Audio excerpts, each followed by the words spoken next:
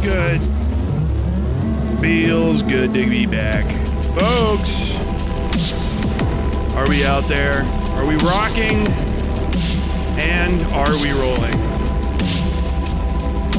Da-da, da-da, da-da, da-da, yeah! Dude, it's 1:33. It's Tuesday. I need a drink. And I'm a fucking sober person. Get in here. We got a good show coming up, but let me see some fucking slugs in chat, baby.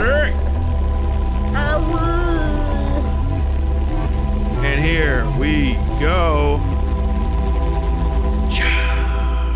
Oh, tell me it didn't work. Did it not work? Yes! There we go.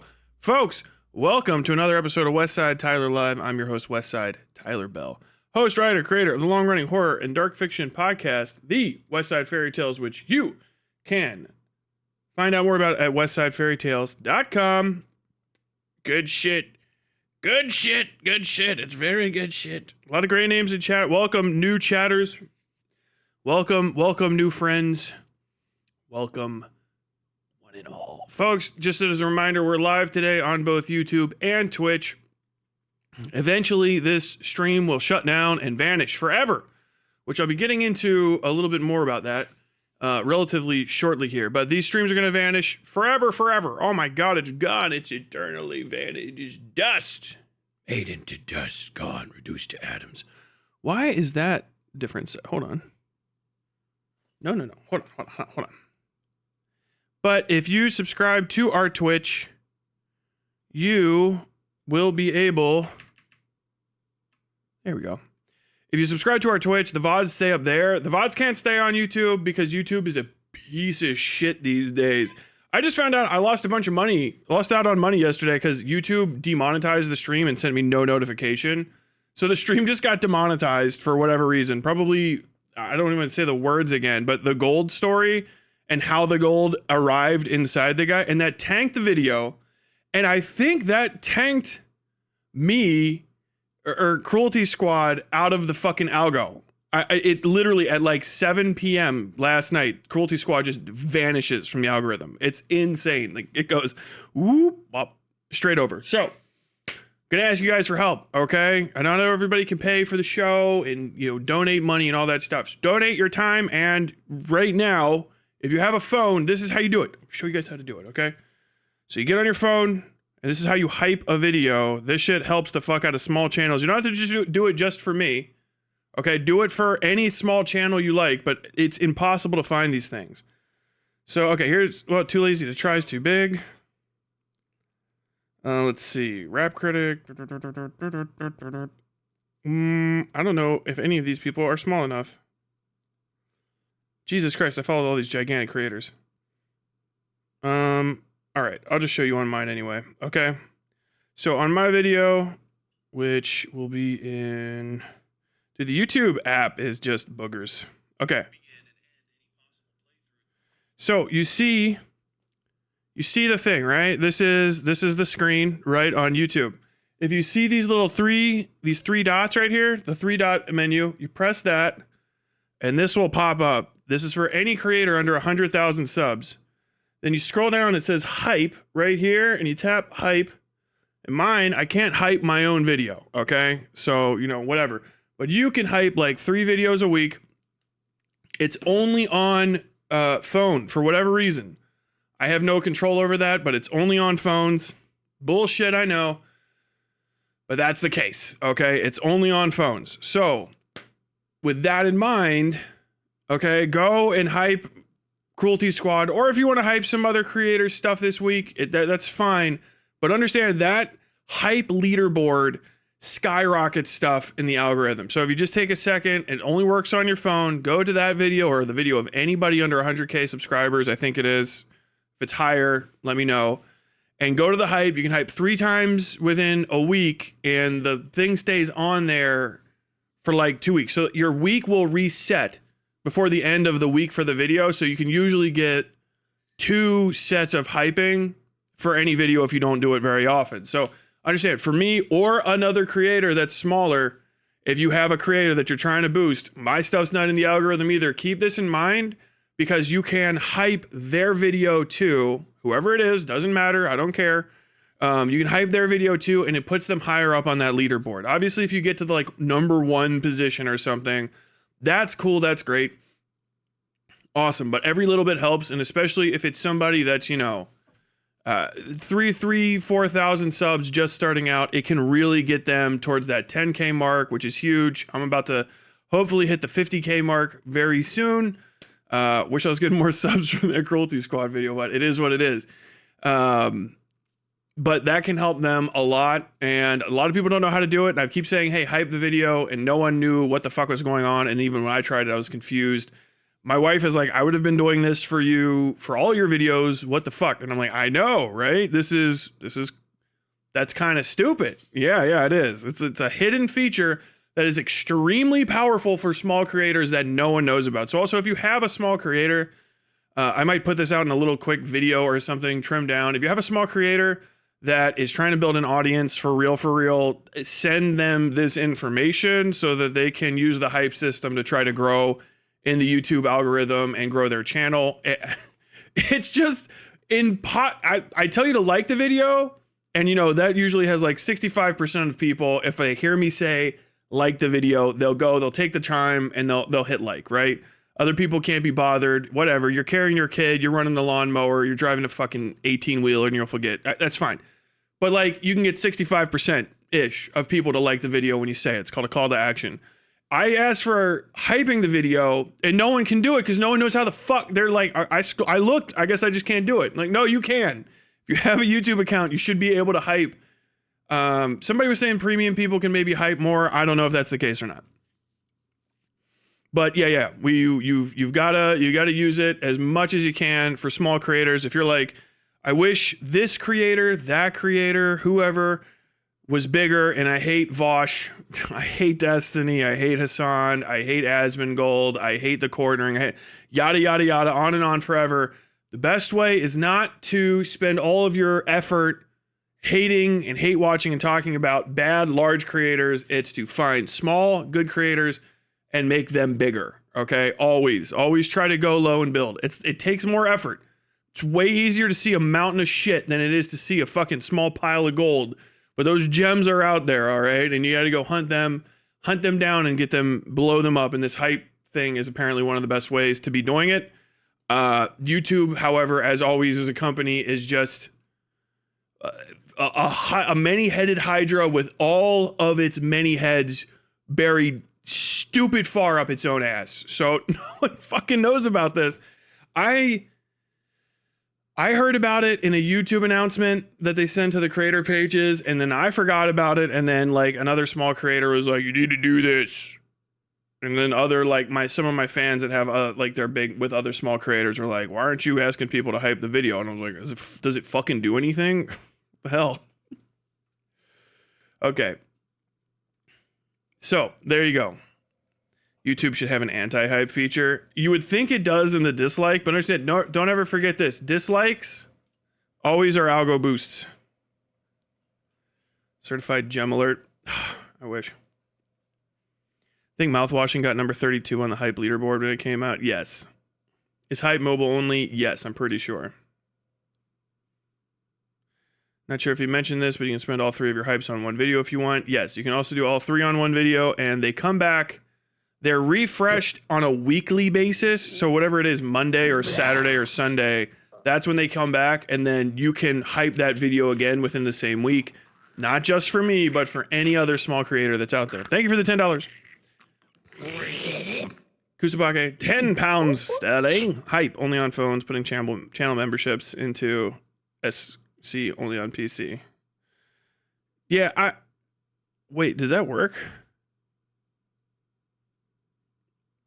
I don't, dude, the channel emoji things is just so fucked. Nobody can do it with YouTube, and YouTube's not trying to fix it at all. I wish somebody else would take that company over and just do some fucking quality of life updates, but goddamn. AI, there's probably a different world where AI got shut down and everything's better now. You know, that old Family Guy joke, you guys know it went from 26 years ago now, where it's like, this is the future if Al Gore would have won, you know?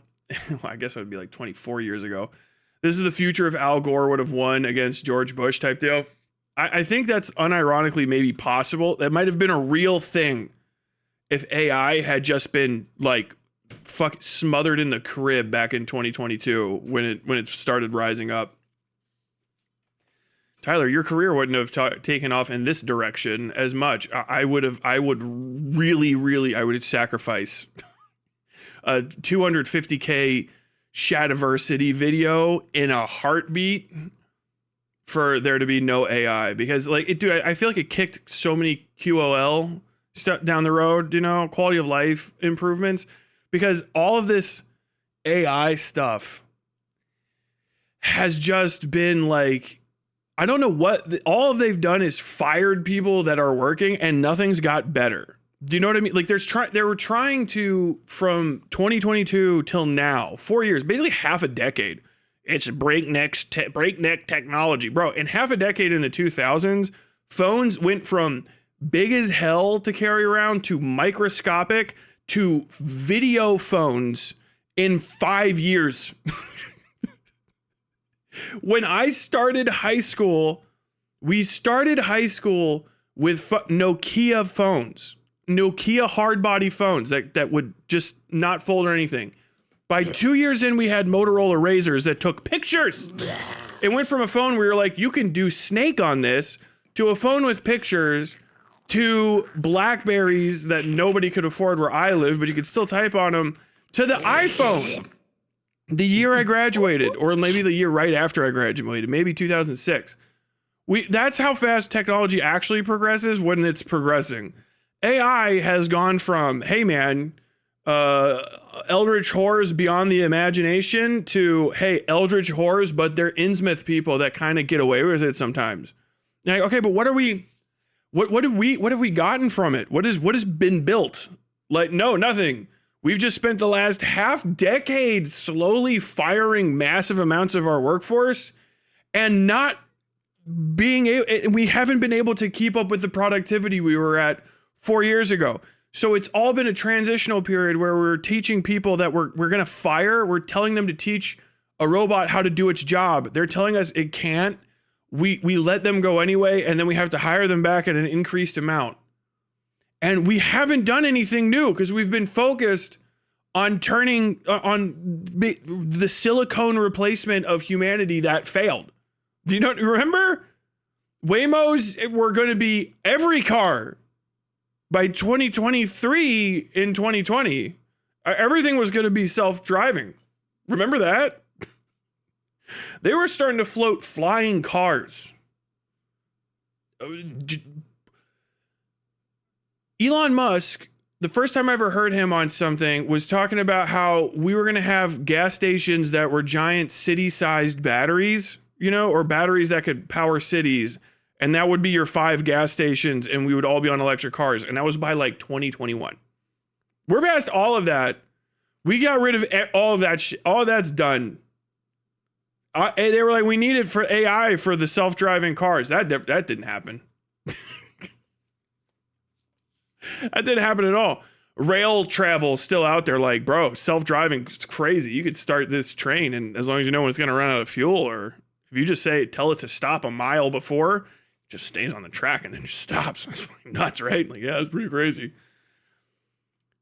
But like, what do we get? Like, any improvements to the software? No, everything runs like shit now. If you notice that, the whole internet runs like shit. I have more bandwidth now, like, to use on the internet than I did at any other period in my life, but exponentially more than just even 5 years ago because of streaming and stuff. But like, loading a Facebook page takes a year. Dude, like, I have download speeds in the hundreds of megabytes, and then the YouTube page is like,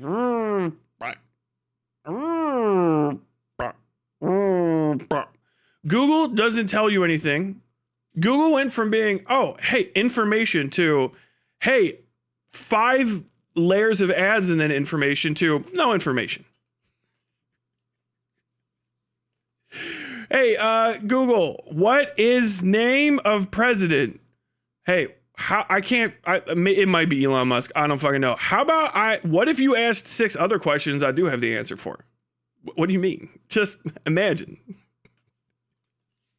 Like, every time you ask Google for anything, Google looks at Reddit and then copies and then just scrubs its name off the fucking homework. Writes its own Bro, you gotta change it up a little bit more than that. Oh, I'm gonna change it up. I'm gonna write in wrong answers. Oh, great. Great. Oh, man. Mr. Bucket, thank you. $20. Jesus Christ. Great Fox. Thank you very much. I played Cruelty Squad in preparation for your essay coming out. Great game, great essay. Sorry the algo rat fucked you. No, it's all good. Hopefully it'll catch back up. It's crazy. It's all over the place. The other thing that hurts is I haven't been putting out that much content on the channel anymore because obviously fucking YouTube's trying to kill channels. Like, it's not just me or anything. This isn't like a Shadiversity. YouTube is trying to kill my channel. It is just like, if you pay attention to like the creator sphere in out of like, you know, commentary, drama, politics, even if you go out into like video games and stuff, creators are just like, bro, my fucking whole channel got headshot last night. I don't know why. Like, okay. So you've got to just have like so many more fucking baskets for your eggs if you're going to try to do YouTube stuff. All the legacy people at the top, Charlie can just fucking, so I'm going to put on a t-shirt today. Popcorn machines. Have you heard about that drama? Whatever the fuck he's talking about, that son of a bitch. But like, it's crazy, right? It's the whole what is and isn't being rewarded in the algorithm isn't just like changing like it has in like past eras of YouTube. It feels like it's every few months they just decide differently, like what's going on, and shit gets tanked. Never use YouTube in general, man. It is still the best. It's the best, but it's the worst. It's such a weird piece of crap of a program or of a website. I don't even know what the hell to say. Okay, hold on. Stream chat, pinned messages. I promised people I would look at certain things today. Please do not autoplay. Please do not autoplay. Of course it autoplays. Dude, you want to talk about terrible? TikTok is absurd. It turns on autoplay, but it turns on autoplay mute when you open a link. What sense does that make? Oh, it's autoplay. People don't like that because it's loud. So we just kept the autoplay on and we just mute the clips. Fuck. Why? Oh my God. Oh, bunny. Okay. Dude, I swear to God, there were more pinned messages, but I guess they vanished. Hey, Boble345, thank you for the $5. I found your work inspiring and went on to become certified in the field I was a part of. Thank you for doing what you do and the motivation you bring. Oh, sick. Good. Congrats on the cert, man. Thank you more for the $10. Mini Minuteman does some advertisement shorts whenever he puts out a video. He gets you interested and then tells you to go to the video to keep watching. I mean, if it would work.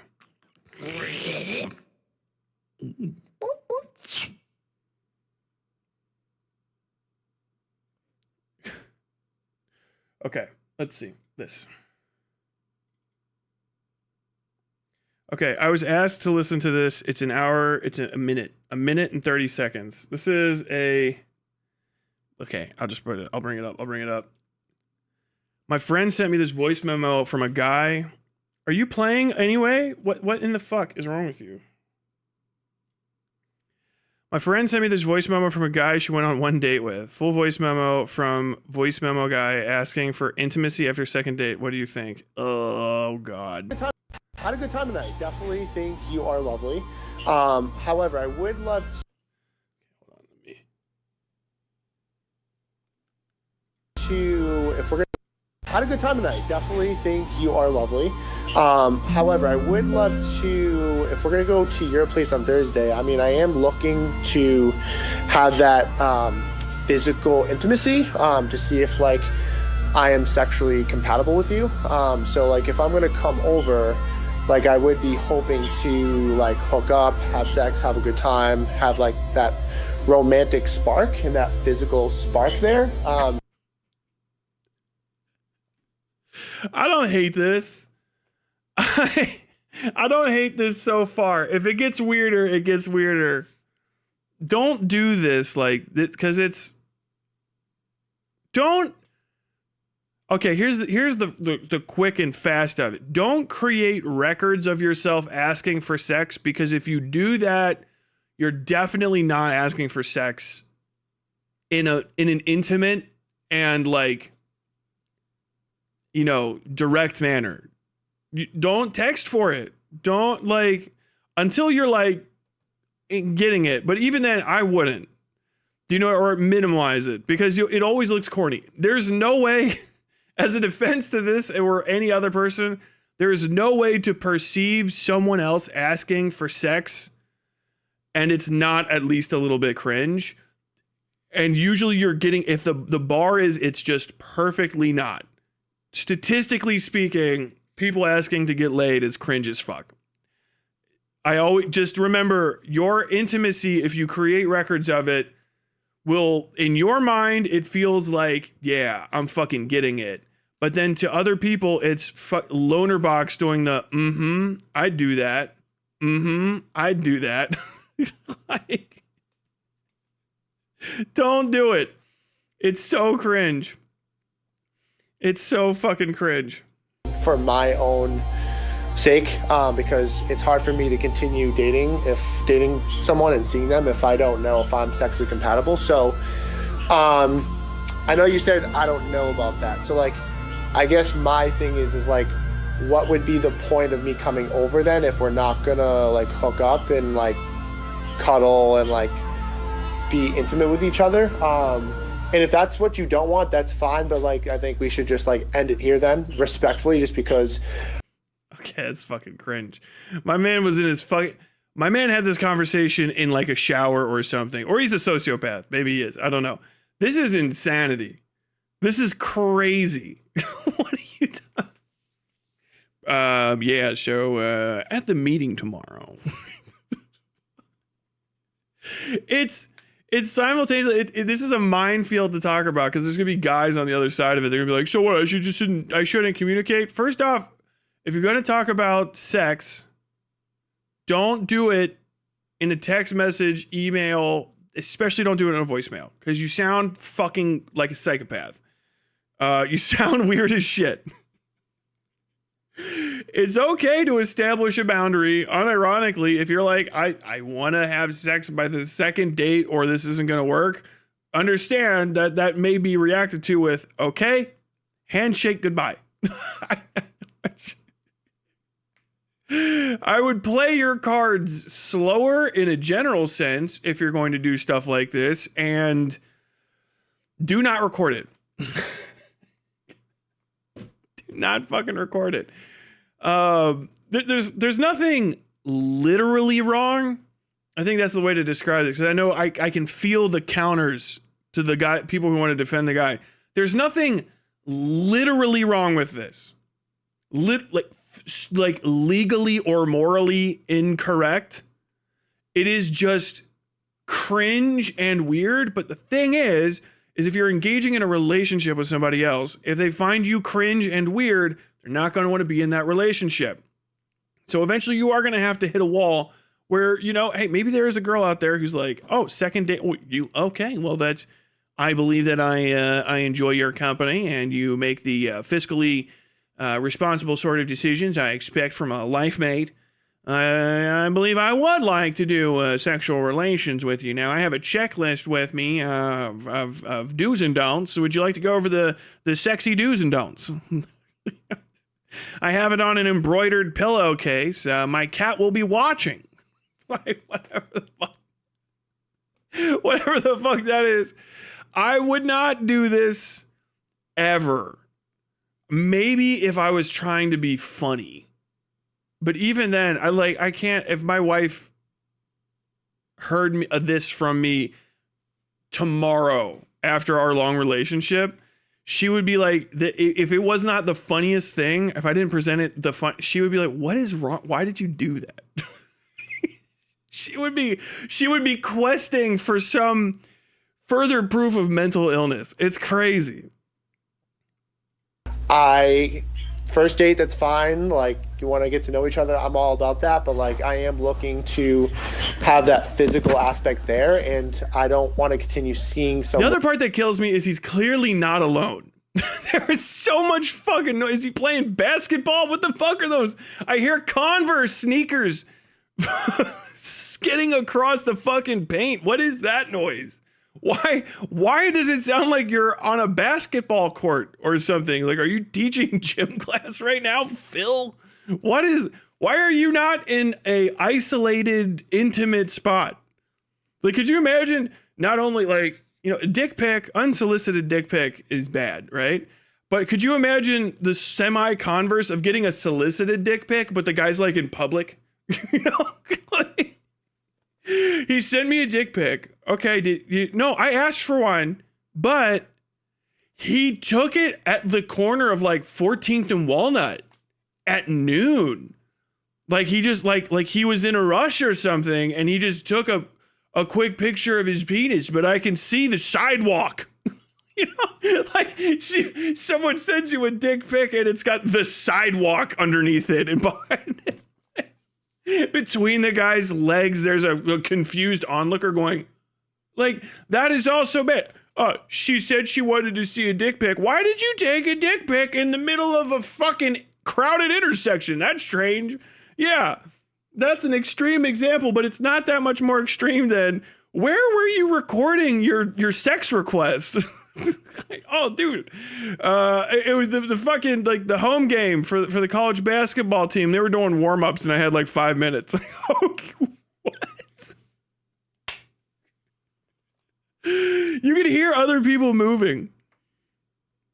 If I don't know if that's good, if that's not there or not. So up to you. Let me know. I'm happy to, if you do want me to come over, I'm happy to do so. Would love to have a good time, and you know. Oh, man. Okay, I gotta take a pause. When I was younger and I was starting to write, I remember somebody saying, like, I don't like seeing the word fuck ever. People shouldn't say it because it sounds bad, right? And I am from a place where we say it all the time, and I can hit, like, even just a motherfucker. Like, I can hit that in a way where it sounds good. I wouldn't say it otherwise. Like, if I sounded corny, you know what I mean? And maybe it's like a trick or something. Until I lived a bit, and then I heard someone saying fuck that couldn't say it right, and they're like, fuck. Oh, fuck. And you're like, oh, dude, there's all the mouth sounds of that word are no good right now. That's bad. Some people shouldn't ever say that word in even a cursing manner. The way he said that was the most anti-sexual. We can fuck. We can fuck. What the fuck?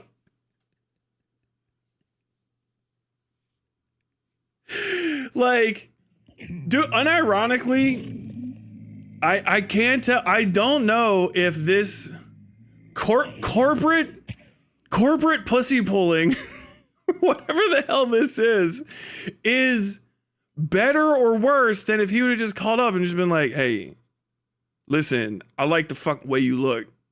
I like the way your legs look. I like the way your tits look. I want to fuck tomorrow.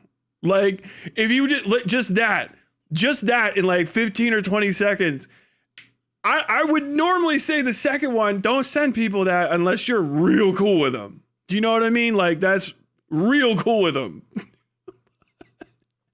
Maybe the only reason it would be better is because it's fucking shorter. But like, dude, my man. Because here's the thing, you can't ask for sex like a robot, because if a woman wants to fuck a robot, she can just go buy one.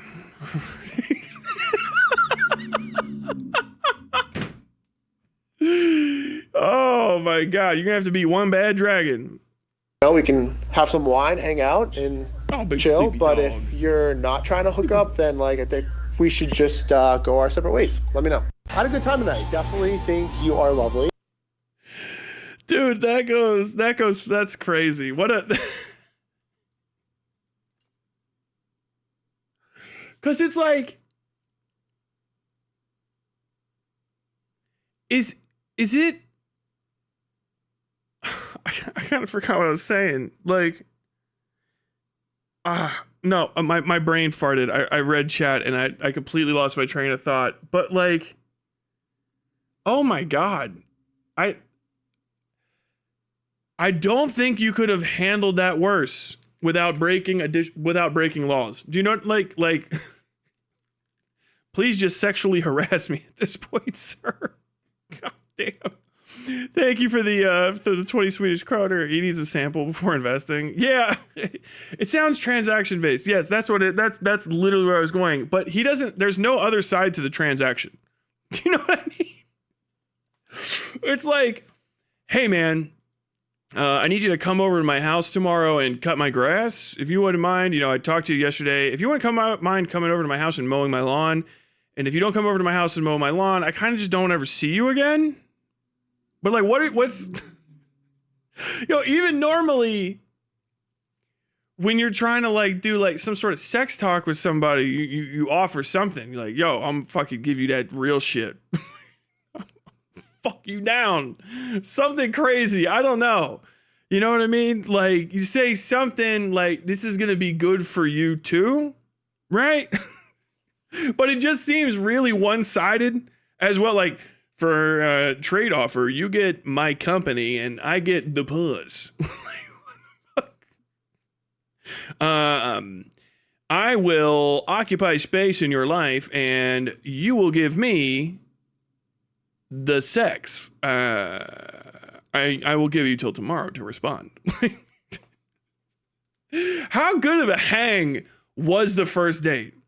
Do you know what I mean? Was it crazy? Was it like the best first date ever? Was it like, did you go like skydiving and shit? Did you change? Like, did you fucking like win? What was on the line in this?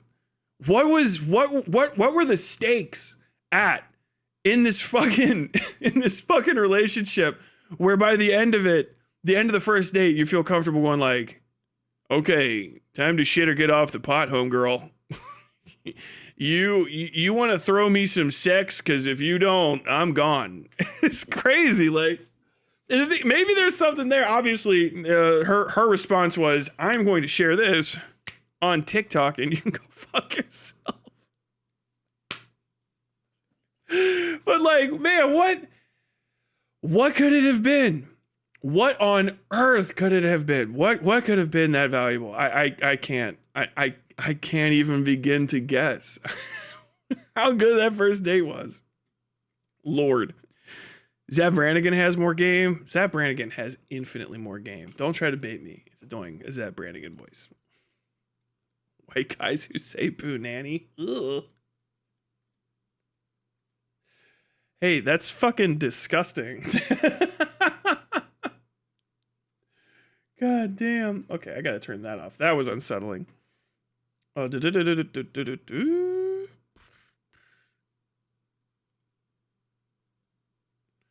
waiting session screaming up and down YouTube in general. Okay.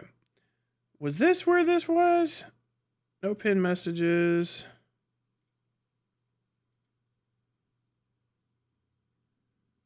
Danskin. No, there's nothing. I can't even remember.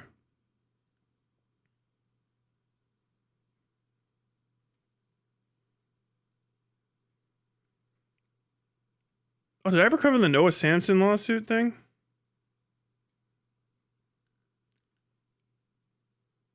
No, obviously not, because I didn't stream last week. Oh yeah, Noah Samson won. Let's cover that.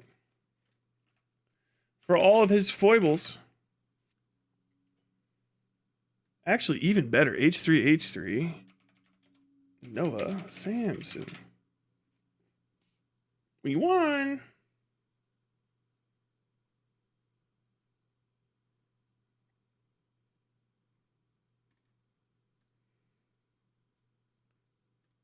Oh my God. Should we spend 2 minutes eyes closed meditating? How did that happen? How did that fucking happen? Hey everybody, I've got a big Hi. Hello.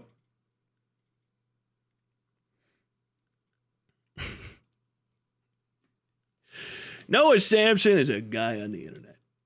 Noah Sampson, former temporary friend of the stream, I don't know. And noble dildo salesman.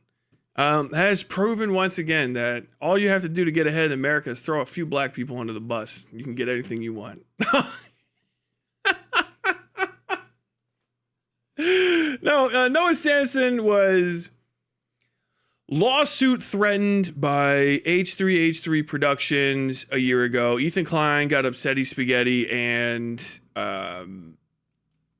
never followed through to sue him. Now, I remember covering it at the time, the Noah Sampson suit by H3H3 Productions. And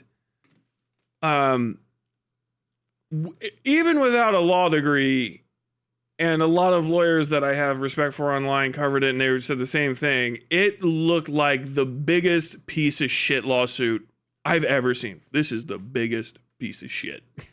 A meme cut. If you don't remember the interior of it, it was fucking psychotic. It was actually like I to this day, my opinion on it is that Ethan's lawyers were just like, and this is just a thing that happens with lawyers sometimes. It doesn't mean that they're like incompetent. It's quite the opposite. If your client asks you to do something, you work for them. You're their agent. They're agent of the court. That you have power of attorney, but your power of attorney is to do what they tell you. Now you can give them advice and it's on them to follow it, but ultimately they do you do what they tell you to do, right? And so if they're overpowering or they're very excited, you give them their advice, you give them your counsel. But if they're like, hey, actually, I want you to do all this and focus on that, you'll do it. And that does not make the attorney incompetent. It literally does not. And I'm saying that not from just a opinion. It's because if that attorney was incompetent because of that, attorney incompetence is stuff that can overthrow cases or get them heard on appeal because your attorney sucked ass kind of stuff, right? They failed to do their due diligence, yada, yada, yada. Attorneys look really bad when that specifically happens to them. That's like one of the few things where it's like an actual notch against them is not doing everything their client said.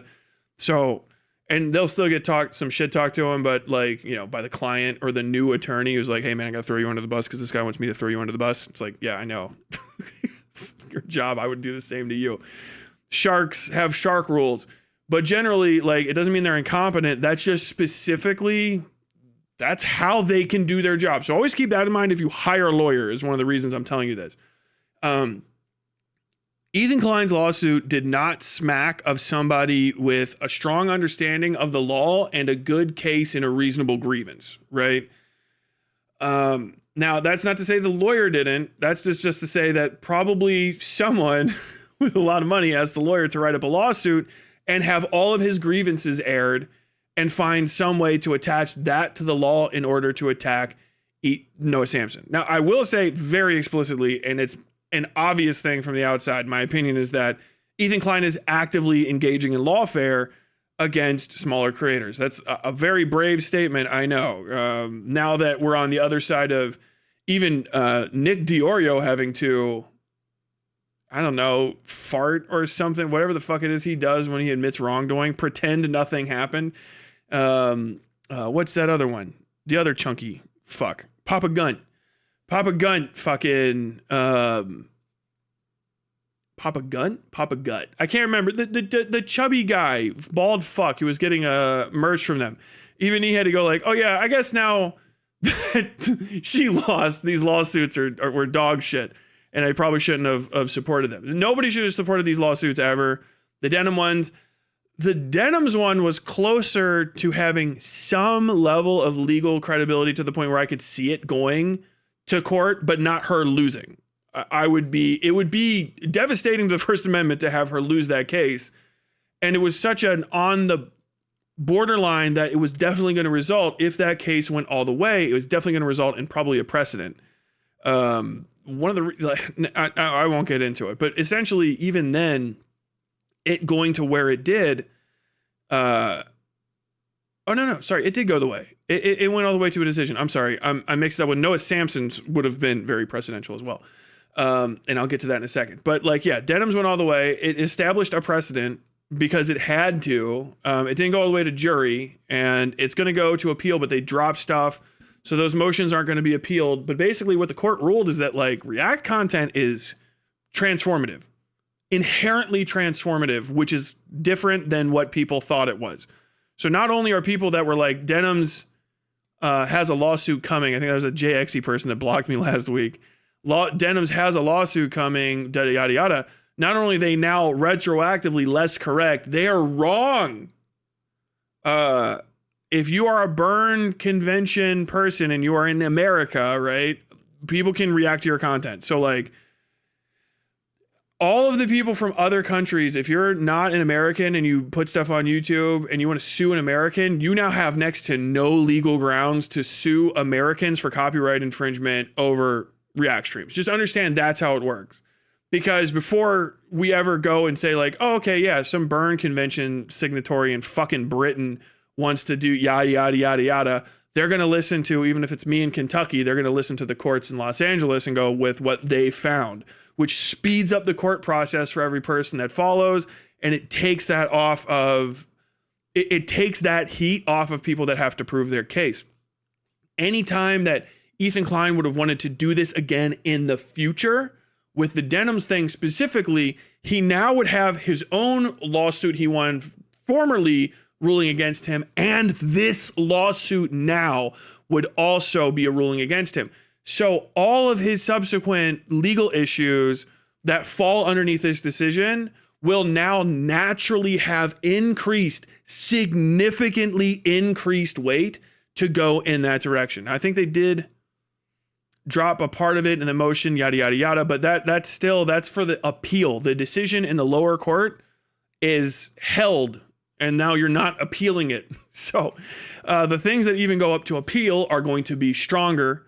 I think most of the appeal is rigmarole at this point, maybe just even trying to waste some more money. I don't know. Probably maybe also from what I understand, in the Denham's lawsuit specifically, when we'll get to the Noah Samson thing, in the Denham's lawsuit specifically, they are kicking the can down the road on attorney's fees, and they're going to hear stuff out on appeal. I would be shocked that appeal would go in a different direction, but there's always that 10, 15, maybe even 20% chance it does, but it's not the strongest or the most damaging claim against Denham's. I don't think that there was, and understand, appeals are not based on, you do not retry the case. The appeals are not, I think that all the information during the case wasn't provided. I think that the judge made an incorrect decision. I think, yada, yada. The only thing that appeals do is appeals test whether the law was correctly interpreted and applied. No new evidence is permitted almost ever, except for in very special cases, to be presented. And usually that's because of other things, or there was all the laws, the federal rules of civil procedure, et cetera, were in a line, ducks in a row, one after another. And then once all that was together and taken care of and done, then like, okay, we can take this and we can look at it and say, were all these ducks in a row or were they not? If all the ducks weren't in a row and they are not in a row to the potential that like justice was miscarried, okay, we're going to even hear the appeal, and then we're going to have a panel of judges be a jury and decide whether or not the appeal is good. And then the appeal is there. And usually an appeal will get appealed all the way up to the next area, because once an appeal is appealed, you're very often looking at something that's going to become like maybe like precedential matter, because it's like, oh, okay, there's more than likely, unless it's, judicial misconduct or something like that, there's a question of the law that judges now want to have heard and are in disagreement of going up and up and up. And so they're going to need the next people, either you can accept it or the next people up are going to go, a higher court of judges, a Supreme Court, usually state Supreme Court, or even the Supreme Court are going to go, yeah, the law was applied correctly, this decision, that precedent, et cetera, were interpreted, yada, yada, yada, all the way down. But that's neither here nor there. The major contention here, and it's the React streaming, is now precedentially held, right? This is an informative precedent. It's not a decisive, it's the lower courts. A lower court precedent is usually like listened to and heard. and very often agreed with in the future, because more than likely, if it went to appeal and wasn't appealed, it was right. And so they're going to listen to that. And more than likely, if someone else goes up to appeal via that, it will get held harder as a precedent. Or you could reopen those cases that maybe not. But I think it's going to stick with that, because transformative is transformative. And the American legal system prefers more content, because more content is more property. So fair use exists to create a larger amount of property. It's beneficial to the government, to the people, to the tax base, to have more property generated from one property if the original property owner is being duly compensated and not infringed upon. It's better to have more property exist, which is why certain types of React content are bad, because they're just rewatching a video and giving nothing. But other types, they can be pretty beneficial, right? And you can be mad at the guy who's doing it, but unironically, you can't be mad at an industry for operating according to legal standards just because the standards seem unfair. That is something you have to take up with the legislature. If they're following the law, following the law. And I think right now what we're seeing is the thing that I predicted 2 years ago, where the legalization of YouTube has begun. We're in legal YouTube. People are suing each other all the fucking time, right? People are threatening lawsuits. The jokes about lol suit don't completely drag conversations to halt. People that are supposed to be, impartial observers or what would you call that? Principled actors, right? Who would be like, the one thing that's going to destroy this ecosystem is the legal system being brought into it. Those people are taking sides on partisan political lines without due regard to what is actually being even established in the laws, acting completely ignorantly and against their stated purposes. These are people like Papa Gut, like fucking Nick Diorio, a series of other lawyers and YouTube fucking dipshits, and the entirety of H3H3, their cast and crew are all anti-First Amendment actors. They are actively working against the First Amendment. They are actively working against their own interests because they already got paid. Fuck the little guy. Yada, yada, yada. That's the whole thing. That's the entirety of the situation in a nutshell. And so we're there now. Okay, boom.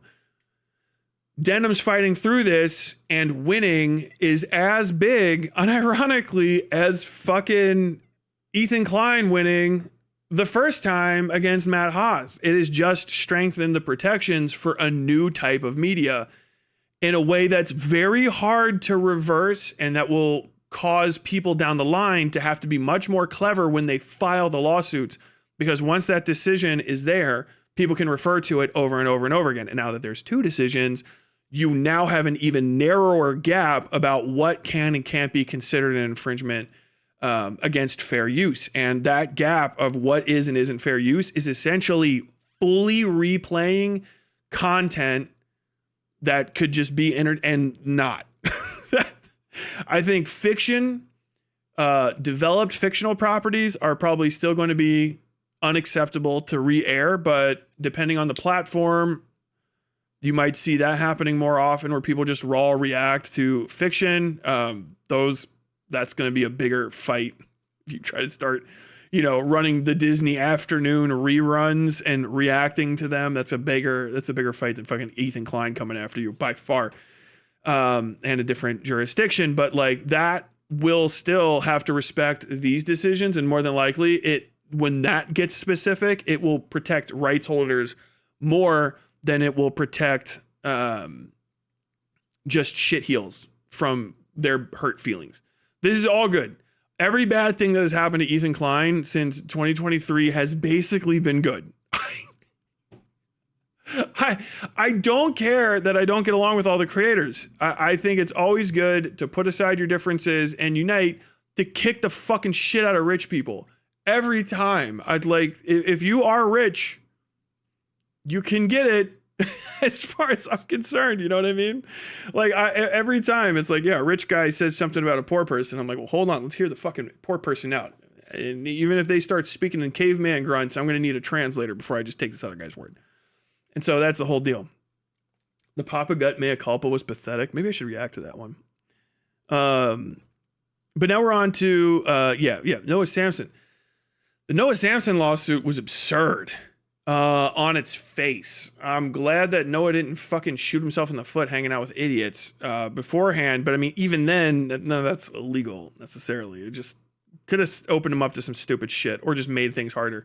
I really wanted him to win, not for his sake because I'm a fucking fan of his, but because you should be able to fucking tell the truth about people or give your opinions on people and not have to face, a strategic lawsuit against your public participation, which is what Ethan Klein did as an anti-First Amendment actor. He hates the First Amendment.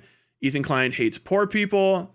He is a rich, self-absorbed cunt, and I hate him, and I hate his employees, and I hate his fans. I think they're disgusting people. I don't know how to say that in a nicer way. He's trying to fuck everything because he's a butthurt bitch. The lawsuit was insane. The biggest takeaway I had from it is that for it to, on its face, be viable, the courts themselves would have to rule that Israel never committed a genocide against Palestine. They would have to put in legal writing that was true, because major contentions throughout the entirety of the lawsuit were that Noah Samsen saying that they support the genocide is untrue because there's not a genocide. Essentially, that's what it boils down to. You can get into the specifics, but that's literally what would have had to have happened, is that we would have had to have assumed that was true, and that being impartial about a genocide or being still supportive of the state that's committing the genocide means that you're not supporting the genocide as it's ongoing, which is also just insane. Do you know what I mean? It's like, yeah, people that are like taking vacations in Nazi Germany while you're fucking exterminating the Poles are not supporting Nazi Germany. Like, it's not even before or after, it's literally during. It's still happening. Still killing those fucking people. It's absolutely fucking psychotic. And so they would have had to rule that, right? Which is such an infringement on, it's an infringement on reality at that point, because it's just true to me in an objective sense that I would go to jail believing it. I don't know, because I can't admit the lie, which is that it's not that thing, right? And even if it is not an objective truth entertained, it still falls well within the bounds of opinion, which is protected speech under the First Amendment in the United States Constitution. You can have an opinion about somebody. You can have a wrong opinion. You can have a deleteriously wrong opinion about somebody that harms their reputation. You can have that opinion, which is why so many conspiracy theorists and like Fox News types just go like, and if that's true, he's probably eating babies. You have to say if. You have to counter it, there's the possibility that this isn't the case. But if you do that, it falls under opinion. And while you don't like it when it happens because, Alex Jones talking about Sandy Hook for up until he actually libeled all of those people, you have to protect that so that you can also say that Israel, in your opinion, is committing a genocide, and the people, in your opinion, who have any nice things to say about Israel are supporting a genocide. You have to be able there's no reason to be an American. There's no reason to be an American whatsoever if that is not upheld. That fundamental rights, at that point, there's no reason to treat the country like it's not a hostile entity. Any infringement of the First Amendment, religion, fucking free speech, free press, airing of grievances, and right to assembly. I can hang out with who I want. I can worship what I want. I can say what I want. I can publish shit so other people can hear it, and I can fucking bitch about the government, and none of you can do a fucking thing about it as long as I'm being honest with myself and God. You know what I mean? Then I can say whatever the fuck I want to say. Okay, yeah. If you don't get that from America, America's got to get rocked. I don't give a shit. That's guns and bayonets time. Okay, we're done. The American experiment is over. Go into the hills and fucking strap up. Get West Virginia in this motherfucker. Do you know what I mean? Like, it's such an absurd infringement that it's disgusting that somebody would entertain it. And all of the people that entertained it for money are filth as far as I'm concerned. They're fucking trash. You know what I mean? They're un-American. They're no better, in my opinion, than a common Nazi. Oh, I would never send someone to a gas chamber. I would never do that. I never do this. But I would support the right of the rich to silence the poor for their rudeness. I piss in the fucking eye holes of your skull. You are just such a reprehensible thing. And I'm so glad that pain is coming to these people in the form of just, having to apologize for it, which is absurd that it took until the laws came out. But I don't know. I'm going to listen to fucking Noah Samson on this and see what he has to say about himself. Congrats. Green screened. Why is this muted?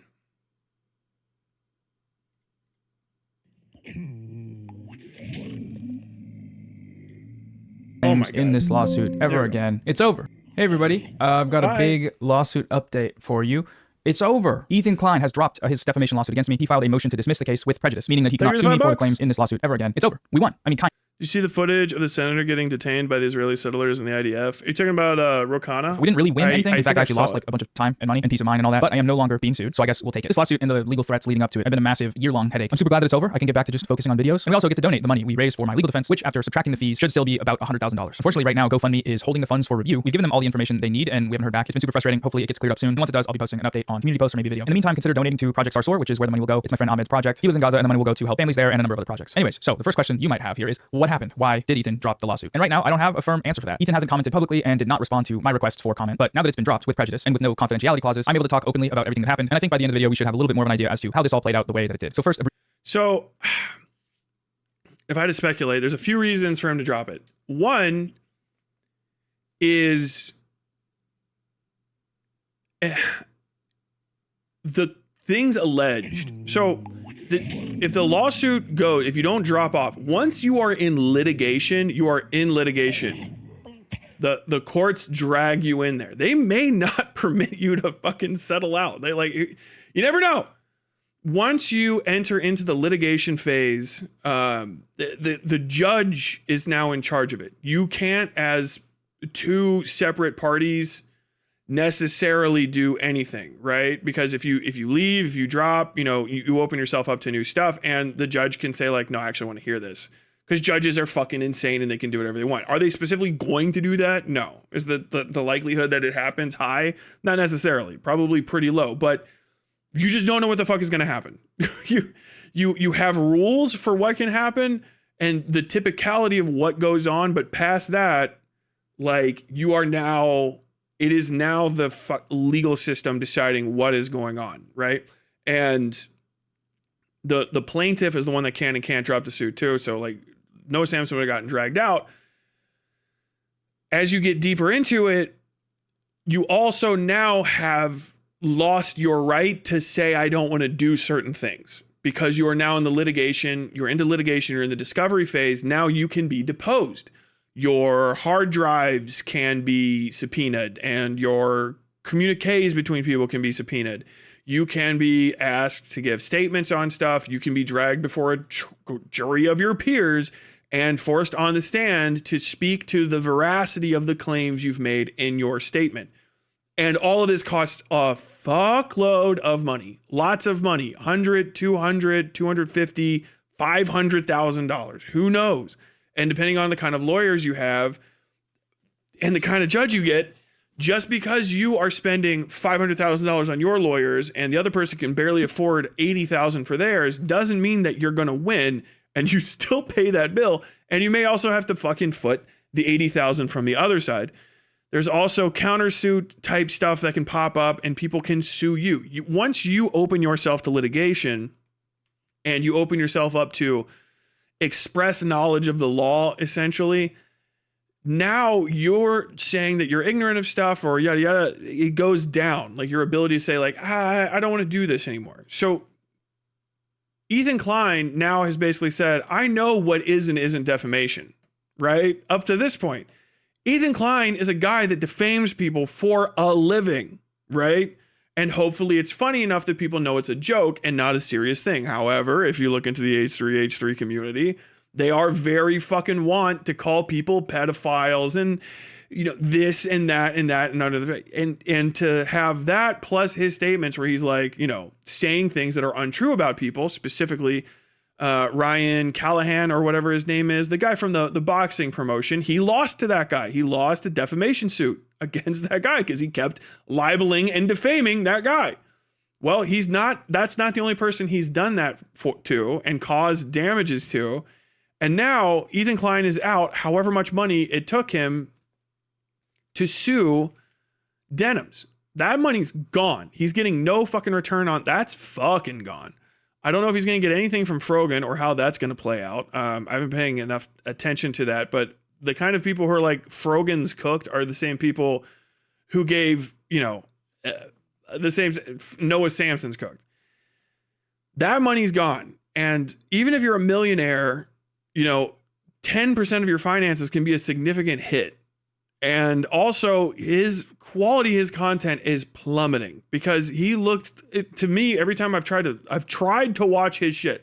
People that I don't like, I try to watch their stuff all the time. Not just because like, you know, I'm looking for content to dig them on, but I try to find the like humanity in their stuff too. And like try to figure out what the fuck they're doing, this or that or this. Ethan didn't even mention Noah during his 4-hour stream. Of course not. He might not be able to. But like, fuck, what was I saying? Ah, damn it. I got brain blasted by that. Oh yeah, I should watch the I'm Really Important. Ethan Klein's probably running out of extra money. Now, it doesn't mean he's going to go poor, but the thing is the amount of money you have to spend on frivolous lawsuits cuts into the amount of money you have to spend on any lawsuit, which they've been sued before, and it cost them a massive amount of money to which they did not recoup, you know, attorney's fees and stuff. They lost that money. It's gone. So now he's out against Denims, which was, you know, a long suit. It took a fucking while. That took a while to get through, and he lost. He's out. He is not getting Denim's GoFundMe money, and he very may likely be put on the hook for Denim's attorney's fees to some degree. Who knows? In addition to that, I think he gave away. I can't remember what the fuck they did with the money from Casey Tron, or if they did anything with it or whatever the hell. But like that, all that war chest is gone. Ethan Klein still has to make money. People don't like his content because he looks like a fucking psycho. None of this is interesting, and he's taking L's. People do not like losers, especially Americans. Americans do not like a gloating fuck who loses. They'll watch you while you're gloating, and if you win, hey, that's some big shit. But the second you fucking lose, oh, dude, it's a fucking fall off. And he's a gloating cunt, and he fucking lost. He alienated a lot of the people that were supporting him because of that, because now they look like assholes and they are not inside the circle anymore. And they've got to save their own career by going like, yeah, well, you know, maybe I shouldn't have followed fucking Ethan McCoke face, you know, through his idiotic fucking Fuhrer bunker screeching fucking lawsuits, this absurd bullshit. This is dog shit content, and I look like an asshole, and I look like I don't have any goddamn standards or principles at all. So all those people are getting peeled off. Audience members that are bored with this are going to get peeled off.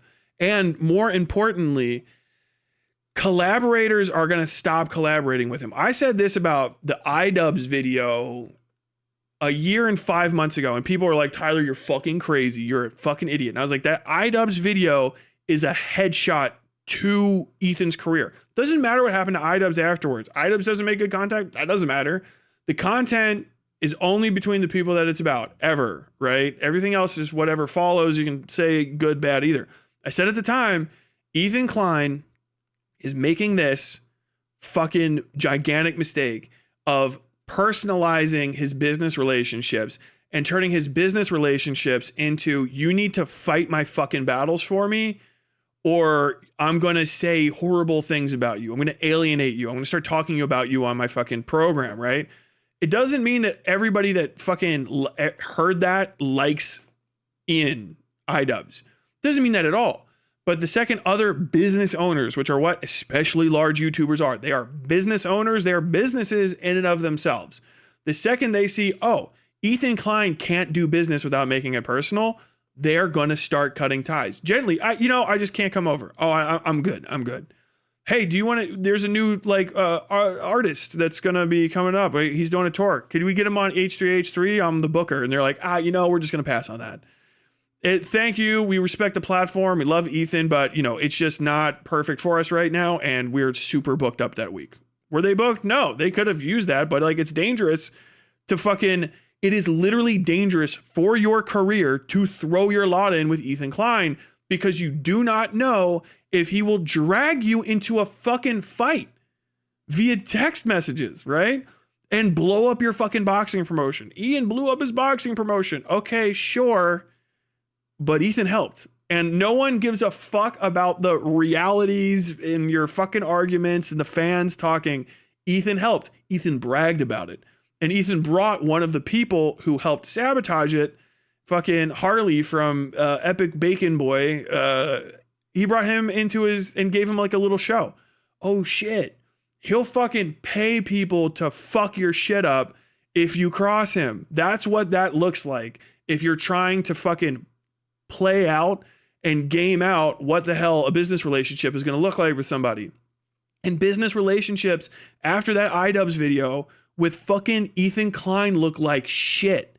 If you're a fucking nobody and you want to scrap up, those look like shit now because he's just fucking ruined so many of these dudes' fucking reputations by having them throw in, because you have to go all in with Ethan because he's a fucking psycho. You have to go all in with him. And if you're all in, you get everything. And if you're not, you're not. It's the same as Homelander shit. All in or nothing, right? He can't have a business relationship. It's only personal. And people see that. And even if they agree with him 100%, oh, no. They're a Hasbara person, a Hasbara Israeli. Do you know what I mean? All I wanted to, literally they wake up every day and they fucking dream of Palestinian blood. And he looks great. Getting involved with him personally looks like shit. He's gonna talk about you. If you're on the show with him, he will never let a sleeping dog lie. He'll bring you up. He'll make content about you. He'll do a 4 and 5, 10, 15 minute segment on you. If you piss him off, he may talk about you for 2 or 3 years. What are you going to get in return? His fans, which is a dwindling fucking commodity. They're not hypermobile, and they are the type of fans that are addicted to one specific personality. You're not going to get peel off. He does not have casual viewers anymore because he's been in a war mentality for 3 years. He is in constant conflict with another community. It's the same thing with Destiny. Yeah, his fucking fans will probably boost your specific profile massively if you fall in with him. Massively. But the second you fuck up, that goes away. It's not a fucking business relationship. It's a leash. Now, if you want to work your fucking ass off to take advantage of that and you are conniving enough to get ahead, okay, cool. But that's going to be your first move in a career. Not something that you're doing when you're 100K, 150K, a million, 2 million subscriber guy. You're going to go, no, fuck that. I'll maintain, friendly. Oh, yeah, Ethan. Hey, man, I'll say hi to you at the thing because also if I am not nice to you, your fucking fans will start talking about us. But I'm fucking out. You know what I mean? And that's what I figured was going to be established by that entire that entire iDubbbz video. And it's come to pass. He was on his stream. I've seen the clips of it saying yeah, people don't want to work with us anymore. Our brand deals are falling apart. Contracts are hitting their end and just lapsing. It's yeah, man, you fucked it up. You're the bad guy. You should have known when you started doing bad guy antics, like showing up and burning money to show people that you're above the poor, that maybe you were fucking up. Horribly fucking up.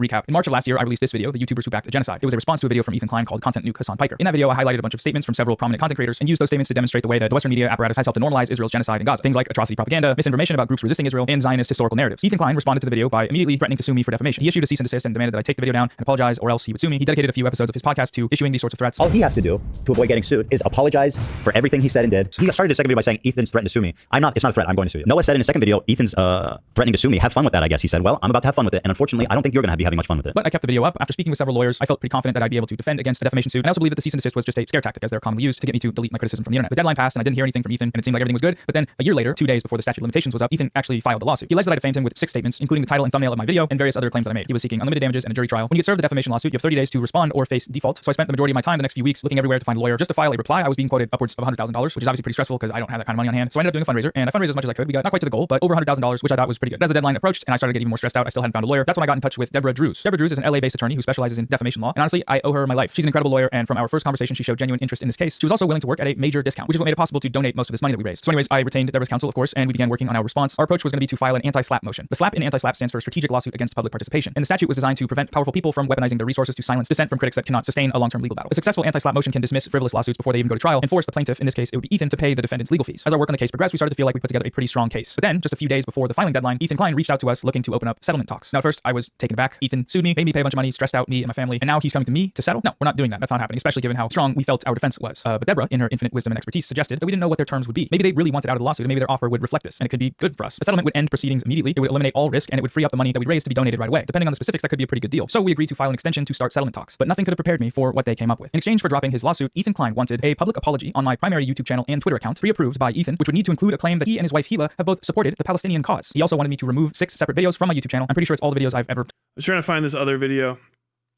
I'm trying to cover this Alex Myers thing, but I need to re-upload. This is fucking insane. So this is a bunch of the shit that Casey Tron did, and it's just absolutely fucking psychotic. Public apology, video on the primary YouTube channel and a tweet, pre-approved by Ethan, so they're gonna watch it. Content: apology for saying my client supported genocide, acknowledging that my client and his wife had supported the Palestinian cause. Free to say he disagrees with my client. My client does too much to defend Israel.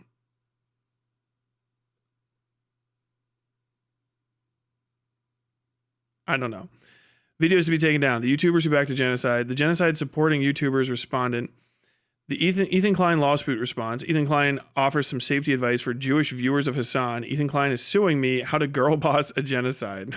Talked about him in, which includes several videos that are unrelated to the claims made in the actual lawsuit. He also wanted a non-disparagement clause, which would bar me from ever publicly criticizing Ethan again. They did include a potential provision to reimburse my legal fees to be donated to a mutually agreed upon charity, so that's great, but only if my public apology included an acknowledgement that Ethan replenished these funds so that they can go to charity. So these terms were, let's just call them inadequate, hard for us to accept, so we made a counteroffer. No apology, no confidentiality, full reimbursement for all of our legal fees, no deleting any videos outside of the ones which were about the lawsuit, which we felt would become irrelevant if it was settled, and then one public statement which would read as follows. Ethan and I disagree about a video I made in response to his video Content Nuke Hassan Piker. He thinks my video says one thing, and I think it says another. Both of us believe that YouTube is a place for free expression, and recognize the right to criticize each other's views. So we've decided to end our dispute amicably. Keeping it out of court frees up funds to help families in Gaza right now. We sent these terms over and didn't hear back, so we prepared to file our anti-SLAPP motion. It was all ready to go. I was kind of excited. Honestly, Deborah cooked. But then a few days later, Ethan filed the motion to dismiss with prejudice. And that was it. So back to that question of like what happened? Why'd he back out? Because he hasn't publicly commented and he didn't respond to my request for comment, we can really only speculate. Maybe he did have a change of heart. Maybe he doesn't want to be the one that hands out lawsuits left and right to silence critics. And maybe if he were to admit this publicly, yeah, I would say, I don't even know if his public image at this point is something that Ethan cares about.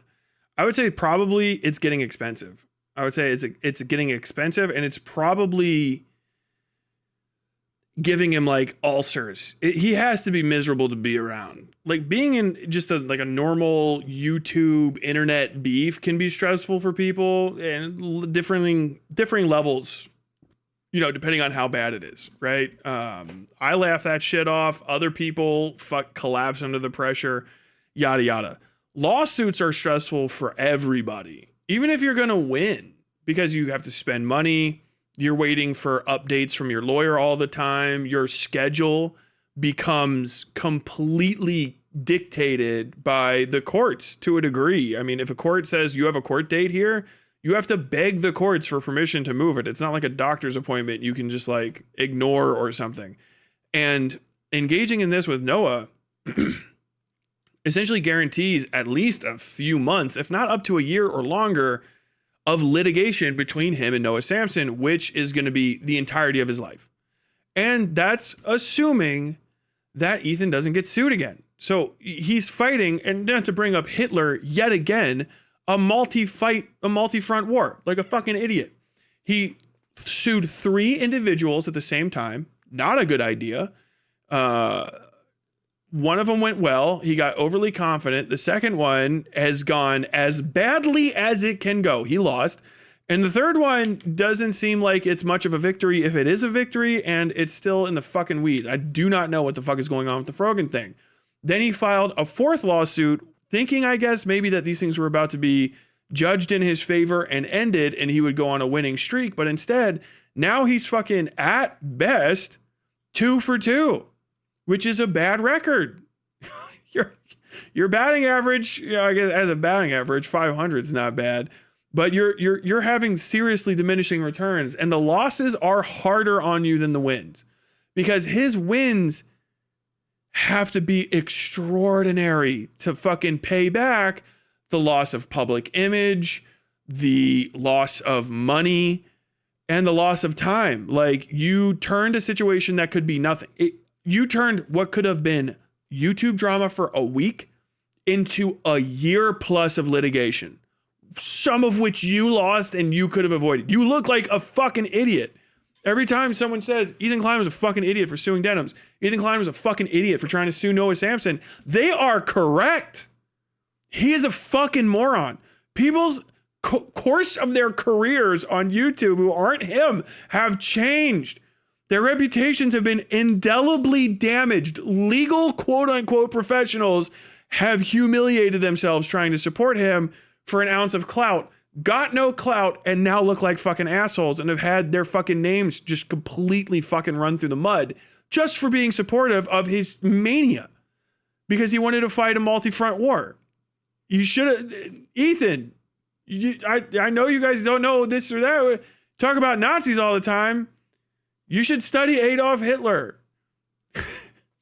Your Führer bunker Twitch fest and your meth-addled appearance suggest as well that possibly engaging in a multi-front war is something that you should have a historical aversion to if you start studying your maestro here.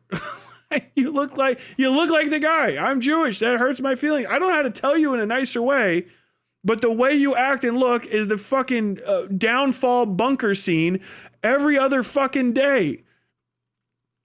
Mein Führer. Ja. Noah Sampson is filing a slap suit. No.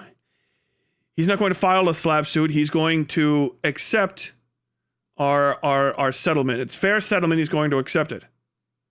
Sure. The Denims suit as well. I don't want to hear about Denims. We already have a good guy on Denims. We've taken out Casey Tron. This is good, sir. Casey Tron is gone, but Denims is winning. The judge has made a judgment. They've gone in favor of Denims. What? Denims won the lawsuit, sir. You've lost. Get out! Get out! Am I surrounded by idiots? Dude, like, if I just get one message to him, this is what you've looked like. I don't care about how you're fighting. Oh, Tyler's mean, yada, yada, yada, this and this and that. Dude, you look like fucking Hitler in the downfall bunker scene for 2 straight years now. Taking his fucking glasses off. I can't get over it. What did you for all the shit you say, ADL's helping you out and stuff, have you never actually looked into the guy? Have you never looked into Hitler? Doing drugs in a fucking little bunker with your yes men and your immediate family, and you hire your good friends to do jobs for you. And then you fight a multi-front war against people who are actually ready to fight back against you. It doesn't end well. I would say Ethan Klein should make a better study of Hitler so he can start avoiding some of these mistakes, especially the last one. The way that Hitler got out of paying for all of the damage he did is not, I don't think, necessarily the best option for you. But, you know, as options decrease, certain things become inevitabilities. 9, 9, 9.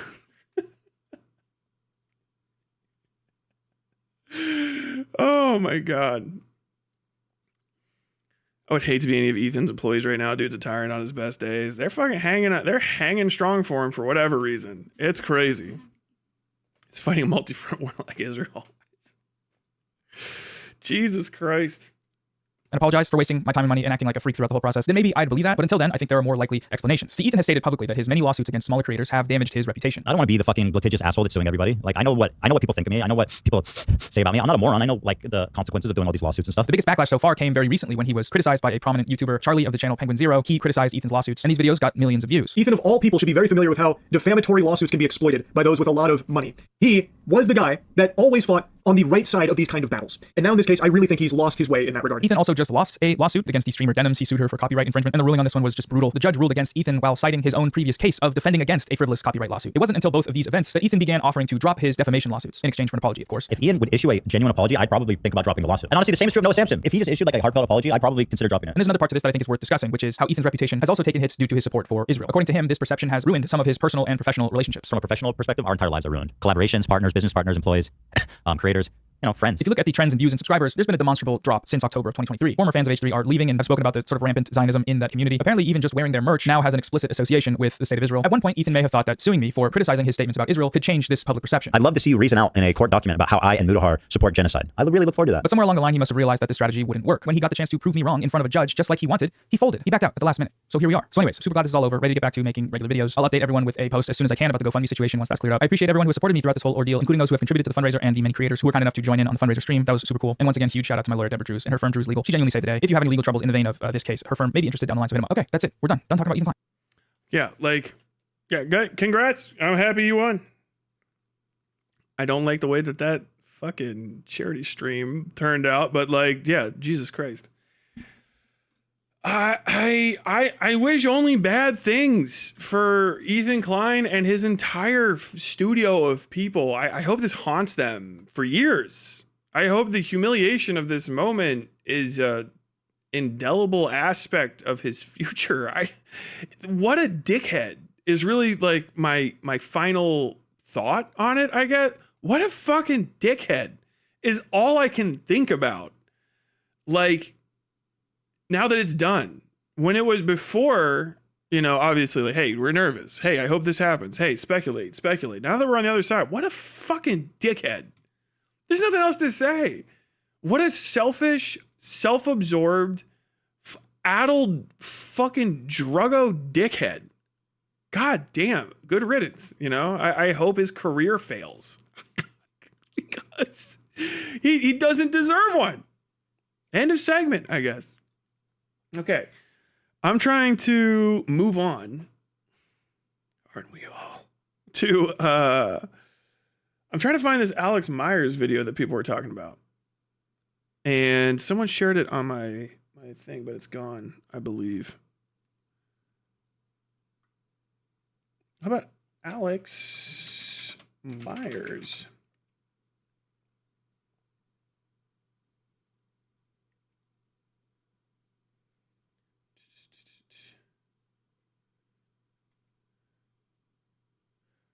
Private. And private. Okay. Response. Everything got taken down. Rough. Damn. Those are killed. How an Obsession movie review got Alex Myers canceled. 26 minutes. Should I just talk about Obsession?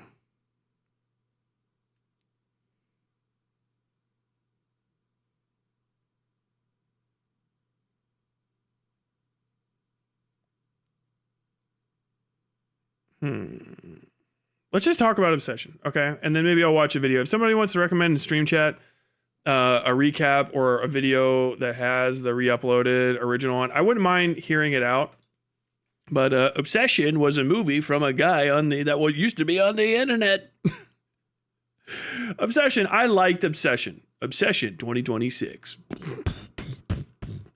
Imagine in a world where a guy gets what he wants but doesn't think of the consequences. A woman's life is ruined. What movie is this? Okay, Obsession. This is your sign. Get off the fucking pot. I'll have... Just check back into the stream chat on the Discord and you can get to it. I am going to spoil the movie, but also the movie can't be spoiled. Understand that it is everything that you think it's going to be pretty much off rip. There's not... This isn't like good writing in the sense that it's like a twisty, turny thing. The character studies are great.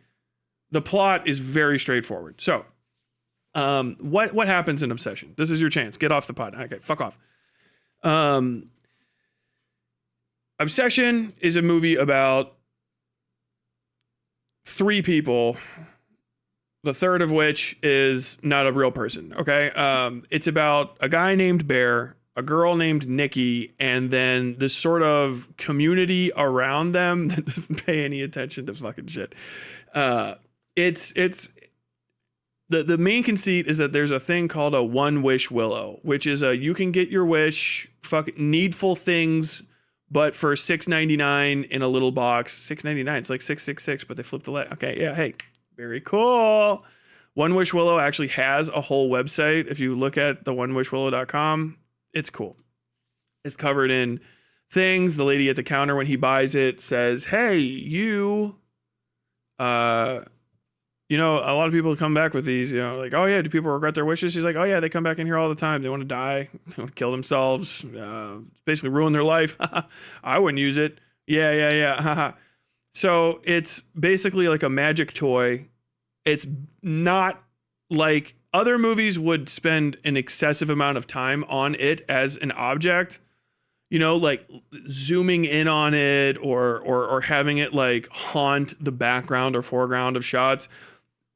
Obsession gets straight to it. They do not fucking piss around with 40 fucking scenes of stringed instruments. You get to Obsession fast as fuck.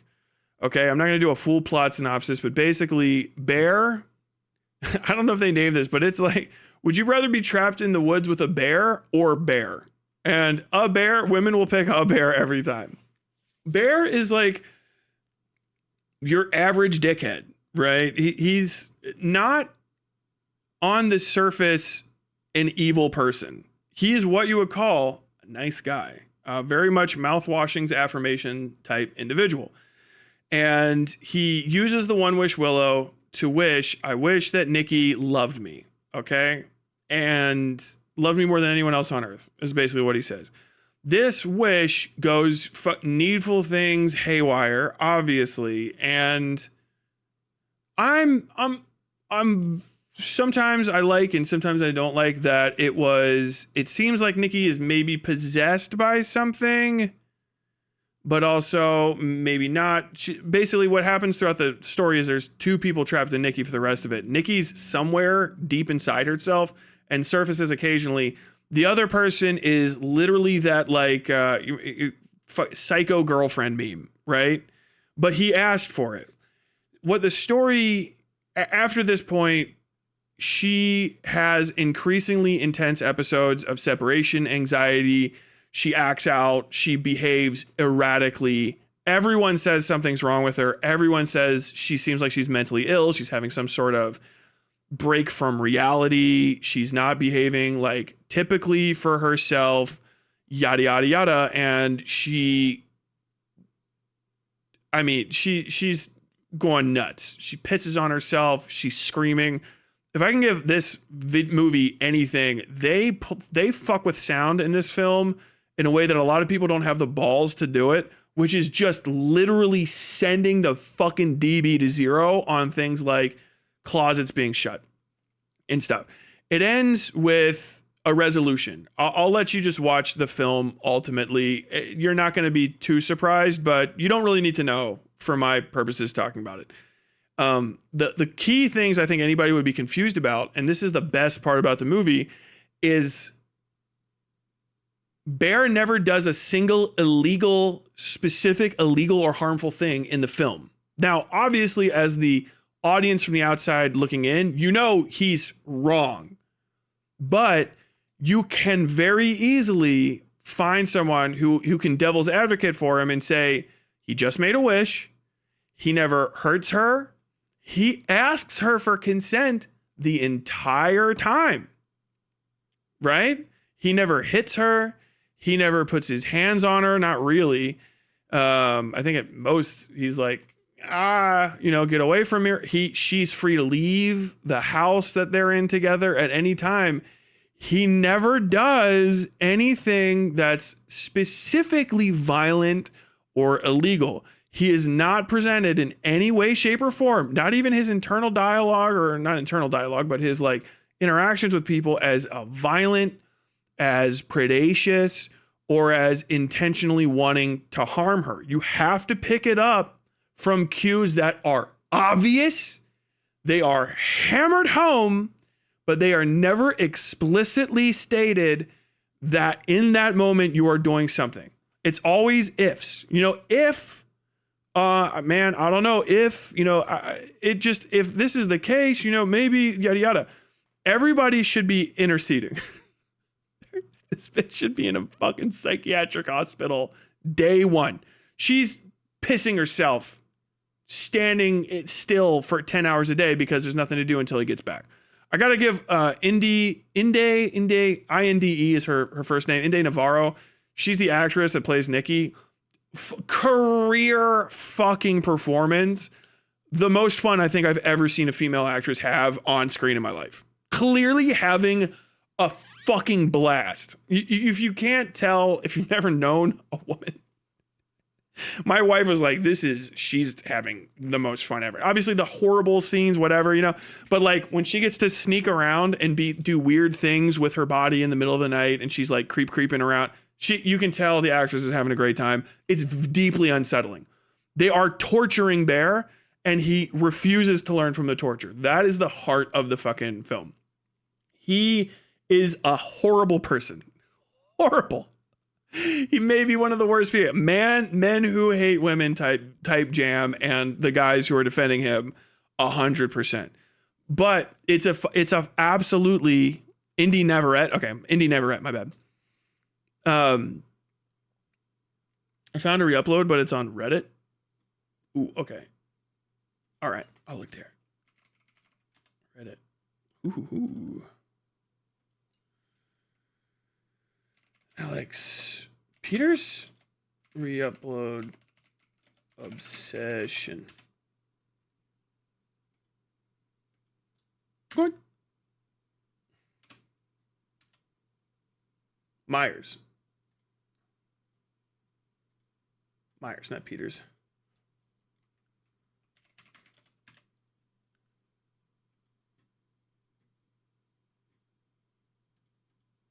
Is that not searching?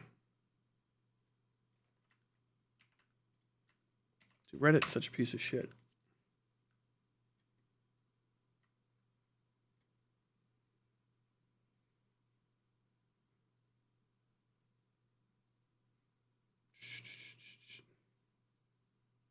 Okay, I don't know. Share it in the stream chat. I'll see if I can. Live notices. Ooh. Oh, sick. Okay, cool. We got it. I'll watch this in a second because I do want to see a bad take on this. Dude, the movie is a trap for dipshit guys because it gives you, if you want to be a piece of shit, it gives you outs, and you can take the out at any second. At any second.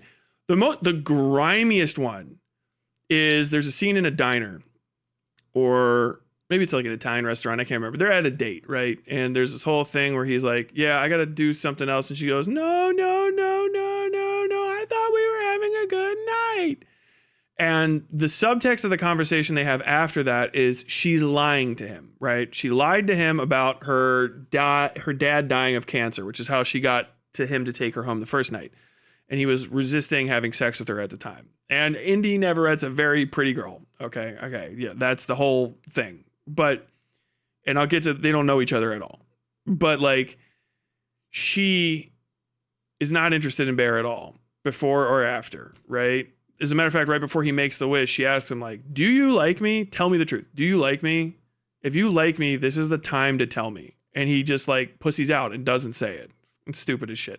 And there's some other stuff. If I made a breakdown of this as a whole movie, I could get into it, but it would take me literally forever. And I would want to be looking at the movie to make sure I was accurate about everything, but that's neither here nor there. So they end up having sex after this. But the thing he says right before it, she goes, if I was lying, would you care? And he goes like, not a bit. And then it cuts to them having sex. And she's making like fake sex moans, like, And when you look, it zooms in from a distance and zooms in on her. And the Obsession is so good about lighting. They're tremendous. God bless them. I thought it was a lost art, and maybe it is just Hollywood people. I don't know what the fuck's going on in professional studios, even a lot of horror studios these days. But between Obsession and Obsession, my fucking heart is like lifted again that people can light a scene correctly for the mood. And you can't see her face until just really before it. And has a blank expression. She's just going like this. Not into it at all. And his head's buried in her neck, right? So you can't see him, and they're fucking. And it's like, this dude's a rapist.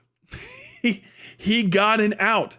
A literal sneering demon, whatever this thing is that possesses Indy, literally, without saying it, but saying it, said, do you even give a fuck that it's not her? She wouldn't say that. That's the lie. Do you care that you're being lied to at all? No, I don't care. And then it cuts to him fucking this demon, basically, who's possessed this girl. And it just is so obvious that it was like physically uncomfortable. And the parts of the movie that are like, oh yeah, this is uncomfortable for me, a lot of it's like, oh yeah, she's hurting herself and stuff. But the parts that are like, where you see the most amount of fear on screen is in him, right? Bear is tortured throughout the deservedly tortured throughout the entire film. She traps him in bathrooms. She's fucking hunting him. Literally, he wakes up to the front door, is completely covered in 89 layers of duct tape. And he's got to pull it open to try to leave. And then she's just waiting there for him. And it's just so obvious, right? But it's not hard to, like, as a metaphor, it's not hard for him to get out of it. Oh God, this is super intimidating. There's so many, it's duct tape, dog. Just fucking pull hard on the door. You can leave. You can leave this situation at any time.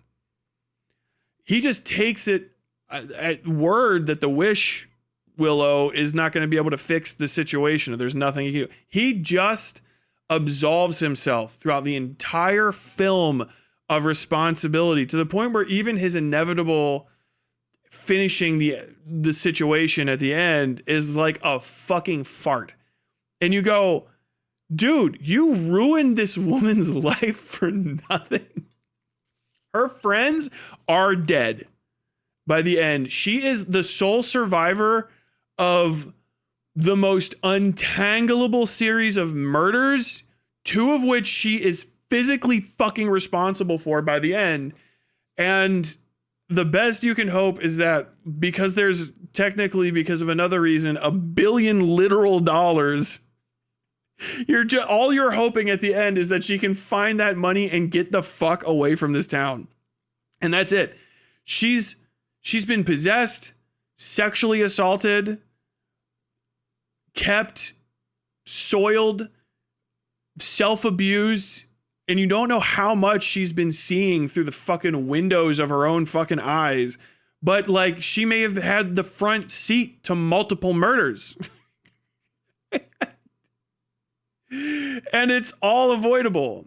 It was all just stupid. She just gets fucking rocked. And there's a lot of subtext there. And the most interesting thing, I think, for people that were going to talk about the movie that have a reason to talk about films, that have any sense of fucking, interest in it, the most interesting thing is going to be how people interpret the what you take away from it, what their relationship is more representative of, right? I like to think of it as if you trapped someone in a loveless marriage with like a kid, right? Because honestly, the One Wish Willow to me looks like pregnancy test, kind of. I don't know if anyone else picked up on that. It's a little stick with weird instructions that are kind of hard to follow in a box. And the guy gets sent back for a second one after he doesn't like the results of the first one. I think that's obvious. Do you know what I mean? Okay. What if you knocked up a woman and she couldn't get out of having to be in a relationship with you because of the rules of some rule that's beyond, that controls her against her will, right? Unwanted pregnancy in a place that doesn't let you get abortions, and you're just forced to throw your lot in with this guy. But you can really kind of expand that to however you want to see it. You know what I mean? You can't just take it as straightforward. He's just a guy that would have always raped her if he could get away with it. You know what I mean? Like, it's all over the place. And it's really kind of like hammered home in a bunch of different ways that, like, when people are talking about how he's perceived by, and you're like, yeah, she talked about you. She called you like a closed book. You're like, what? Like, yeah, like she didn't know anything about you. How could she like you? She didn't know you. You didn't talk to her. You gave her ride homes and like lusted after her from a distance, but you've never had a fucking real conversation with her. And you can't have honest conversations with her because you're basically so afraid of a girl, you'd rape her. Like, your levels of pathetic that should not be achievable. You know what I mean? Like it should not be comprehensible, but you are the ultimate loser. He's a worm throughout the entirety of it. I mean, like, even his final decision of how to get out of it, he chooses between a pills overdose and the quick exit out with a pistol. And he doesn't even have the balls to go pistol. He uses the fucking pills and it takes extra long. It's just relentless, man. It's fucking relentless. I've seriously seen people interpret it as a crazy girlfriend horror movie. I mean, it's in that vein. I think there's some semi-direct relations between it and like Basic Instinct with like cats. You know what I mean? Swim Fan. You guys remember Swim Fan? I haven't even seen it, but I remember Swim Fan. People stop making crazy girlfriend movies because it's impossible to make the guy not the piece of shit. That's the whole thing. Is every time there's one of those movies, like the guy is always like, it's his fault. Because you have to have, for the Hollywood formula before this, you have to have a reason that some hot chick is trying to fuck this guy and obsessed with him type. You know what I mean? Right? So for this one, it's just, oh, her brain got stole. She's in hell, maybe screaming. But for the other ones, it's just got to be like, oh, women are crazy and they don't understand boundaries. When a married man sleeps with you, you've got to just accept it and move on, sugar. Like that's how, Hollywood has treated this shit before. And I'm very happy that this movie kind of, in a way, without going extra far, just acknowledged that those other premises existed through, I think, pretty direct illusion. I don't know. It could be not the case, but yeah, I've seen Basic Instinct. We've seen Basic Instinct. It's something you can kind of pick up from this. And then you just move the fuck on. You know what I mean? Okay, yeah, whatever. And I appreciate it. But yeah, you can't make those kind of movies because the guy, you have to pretend the dude who is definitely going to be a villain is like justified in fighting back against half the time a woman whose life he ruined. You know what I mean? Whereas in real life, like stalkers with erotomania is what it's called, that like pretend that someone's in love with them and they don't know them at all. Those people are basically what Bear is. You know what I mean? They're in love with somebody, or they're the stalker. You know what I mean? Those people are the bad people, but then you've got to pretend like it's not the case. You know, and you end up having a conversation that just like robs all a conversation in the film that just robs the plot and the interactions of all value, in my opinion. Bear's passivity seems to give people an out, like he's so pathetic it's a virtue somehow. Yeah, no, it's very intentional that he's a worm, right? If Bear was violent, if he was sniveling and sneering and creeping, you know, if you found out he had like a collection of her underwear or something like that, some fucked up third act detail, we were like, all along you were the bad guy, it really does rob the commentary impact of what the plot achieves. This is very much a non-Hollywood film in that way, where, you know, the worst possible version of this film would be her realizing he was a good guy because he drives the demon away, but maybe she found like some connection between them. If this is where that fucking review goes, I'll fucking cut my ear off, dude. I will go full Van Gogh. Oh my God. It's also really hard to top My Super Ex-Girlfriend. Is that the one is that Uma Thurman? Dude, I forgot about that film. Oh my God. Okay, how are you the only one that I've seen that point that out? I don't even know what you're talking about. All right, that the fucking One Wish Willow is very similar to a pregnancy test. Yeah, I don't know. I think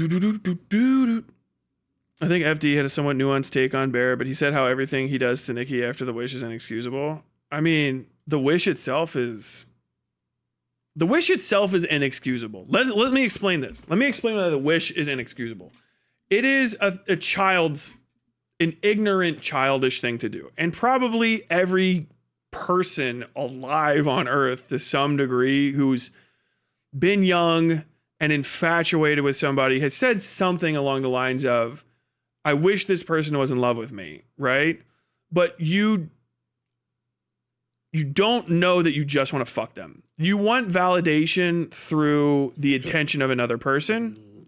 And that can be confusing and distressing, et cetera, et cetera, et cetera, et cetera. Oh, hold on. Mangus 2006 with Swedish Kroner 100. Thank you very much. Rape scenes always make me want to turn my skin inside out and sew my legs shut. The Millennium series did it as well, but that just shows how emotionally powerful scenes like that can be. Yes, I mean, sometimes they work, sometimes they don't. You know what I mean? And they can be...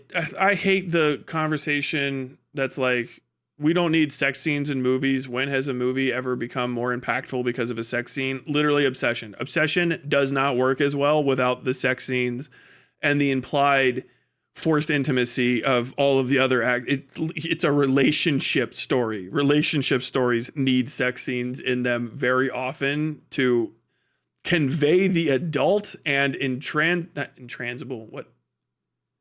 the adult and intractable nature of mature decisions and and their consequences, right? I hope I said that word right. It doesn't work otherwise. Where the fuck was I going? I got confused. Maybe that was where I was going. The wish itself is inexcusable. Okay, but like you generally can't act on that, right? I when I was in high school, you know, hey, I can't even remember the girls. Which is growing up, you know, oh, I wish this girl would give me the time of day. Yeah, it's the, you know, the Wheatus song. I got tickets to Iron Maiden, baby. Ooh. But it's a selfish wish. But wishes that can't be acted on, you know, imagination, that's fine, you know what I mean? But it's the same thing, quite literally. It's just like jerking off to a stranger. It really is. It's a fantasy of you with somebody that loves you because you have built them up in your head, yada yada yada, but you don't know them and you don't know if you're the best thing for them. That's the other aspect of it. And that's what really I would want to see from a good review of Obsession. A good understanding of Obsession is understanding that his mentality of wanting to permanently involve himself in the life of another person, does that involvement with that person benefit them? Do you know enough about them to think it's okay. You know what I mean? To like involve yourself in their life. Are you going to fuck them up? That's what really caring about somebody is about. And it takes your whole life sometimes for people to understand it. Or, you know, until even like you're getting married and then you go like, oh shit, you know, I was getting ready to ask my wife to marry me. It goes from like you thinking you're in a committed relationship where you're like, we live together, we fucking have sex, we have dates, we have a bunch of, you know, accounts that I pay for this and she pays for that. So we're pretty good. But then it's like but like literally, what if I got to drag her into my bullshit for forever? You know what I mean? And opposite, she's got to say like, okay, I want you to drag me into my bullshit and I want to drag myself into yours and become like a real like unit, man. Like that's what a true couple is it's no longer it's distinct parts. Like you have a real shared life. That's what's going on. And that's, you know, mature and stuff. But understanding the result of, man, I would do anything to be with that girl, not understanding the intensity of what that could mean can put you in a position where you're willing to do things that aren't good for that girl to make her part of your life for forever. You're making a permanent decision. Now, obviously, he didn't know. Okay. He didn't know that the magic would work, but also, what if it could? Do you know what I mean? You didn't believe in magic, but the thing about the magic story is they do. And if you really interrogate the reality of his world in a diegetic sense, he bought magic, right? Why? The lady at the counter said it worked. He didn't seem like he really didn't believe her. He just seemed like it was shocked it was that effective. The next guy at the counter, when he goes back, is like, yeah, why wouldn't magic work? The guy who wishes for $1 billion and gets it isn't shocked that the rules of reality have been appended. He's just shocked that it worked. Oh, hey, cool. The same way if you like found a key on the ground and went up to a random house and unlocked it and it actually worked, you go, oh, wow, cool. That was the right key. You wouldn't go, oh my God, keys? Locks aren't mean nothing anymore. I thought locks were the heart of reality. Now locks can be undone. You know what I mean? That's the reaction. So if you actually if you stop trying to give Baron out, you find yourself less able to give him outs the more you think about it, because it's like, yeah, he did just do it. There were warnings. Be careful with your wish. Why weren't you more careful with your wish? You went to a crystal store. Did you think that Nikki's a fucking idiot that buys crystals? Nikki thinks that the crystal was important. She gives him 2 crystals. And the thing, I don't know enough about crystals to know whether that works, but the store that sells the crystals is the same place that sells the magic. Did you never talk to her about it? Maybe that shit's real. It's magical realism. Hey, shout out all Brazilians. Okay, no. Well, shout out Brazilians anyway. My heart. Colombians. Colombia.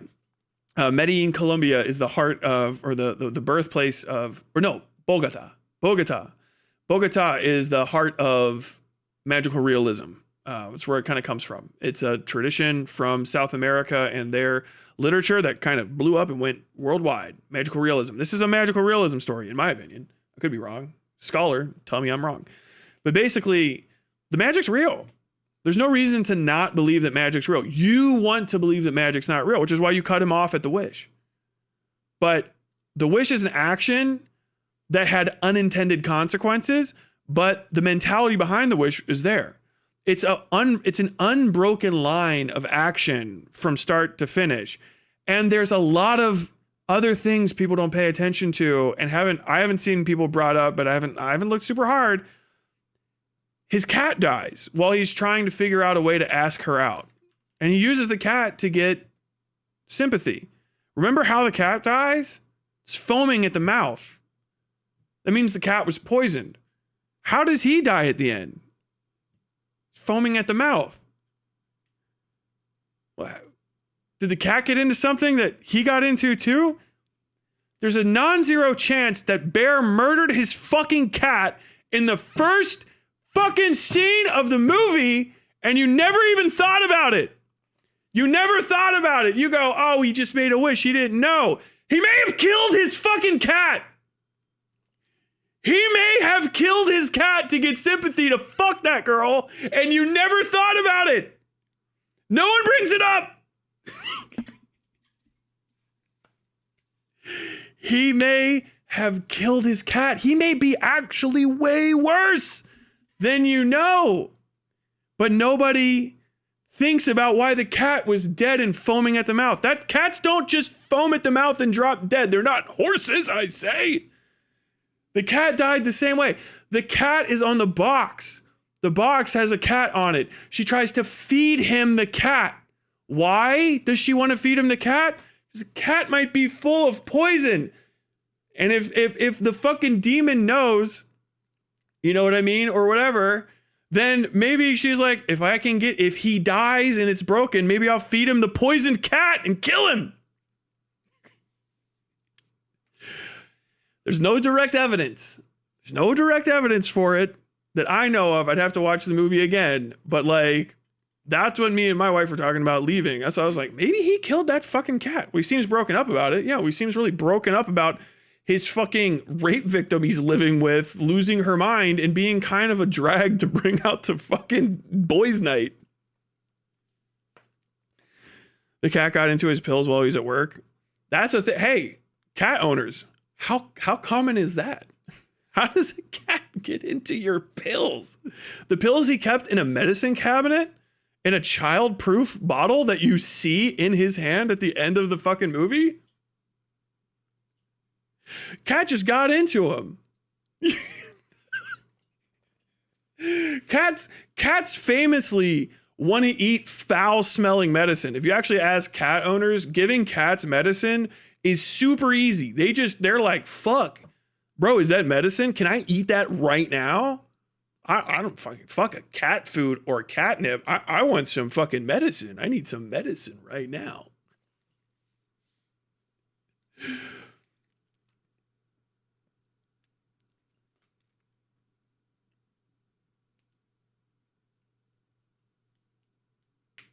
I'd have to rewatch it. I'll have to rewatch it, and maybe I'll make a video on it.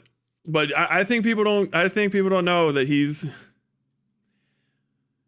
maybe a fucking darker guy than you give him fucking credit for.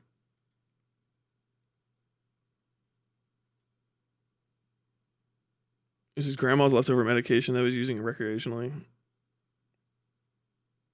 Yeah, even the cats don't take their own fucking medicine. Yeah, pills is for his grandma. Exactly. So how does a cat get into pills? Maybe there's a sleeping pill that is just delicious to cats. And they're like, whoa, yo, is that fucking Rohypnol, by the way? Sleeping pills? His grandma's sleeping pills he's holding on to? Taking recreationally but has a full bottle? Why would Bear have a full bottle of sleeping pills? That's a you know who else would give that a Quagmire? Glenn Quagmire is the kind of guy who has a big bottle of sleeping pills left over from his grandma. Oh my God.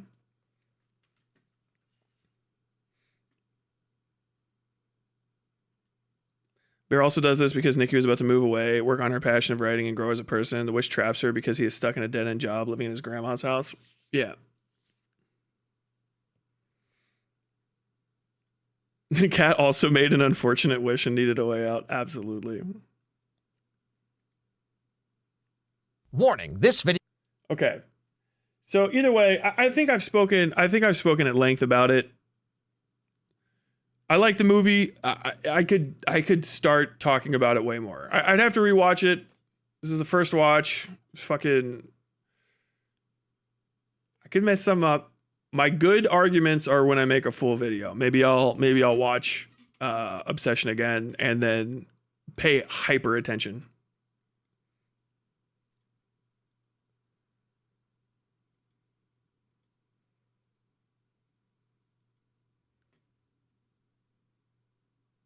My cat has tried to eat everything: paper, tinfoil, bugs. She has never once voluntarily eaten a pill. Yeah, because fucking medicine stinks to animals. It smells like horrible to them. That camphor type smell that you get is miserable. Children will eat pills because children are stupid. They think they're fucking candy, right? And they don't have the sense of smell that a dog or a cat has. We are about to talk about the Alex Myers video. So I've got to see a bad take on this.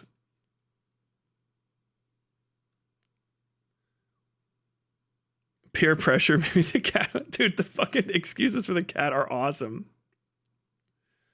Wasn't that loosely the plot of Lost and Found? Have I seen that movie?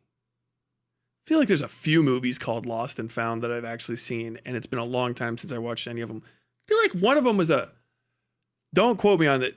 Tell me if I'm right in stream chat, okay? Was there a Lost and Found movie from like 2000, 2001, which was like a pseudo buddy cop adventure type thing with one of those comedians that was hyper fun or hyper popular, but like fell off. And it was like, they had to get money. They found money and like somebody was trying to get them. And, you know, one of those, grandma's going to lose her house, but they find, I fucking swear that's a real movie.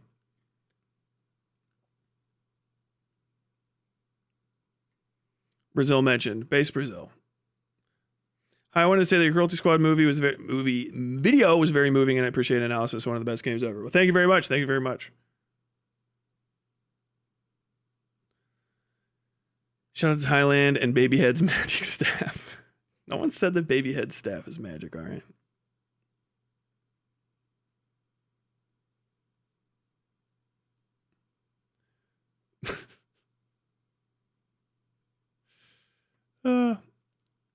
Alex Myers with a bad take. I don't know anything about Alex Myers at all, so this is going to be my actual introduction to him.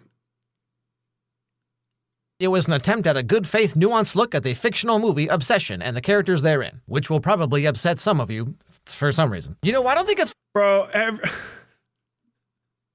hate it. I hate it. Dude, if you have to start the video off with a qualifier that's, I know I'm about to get fucking paddled for this shit, you gotta own it.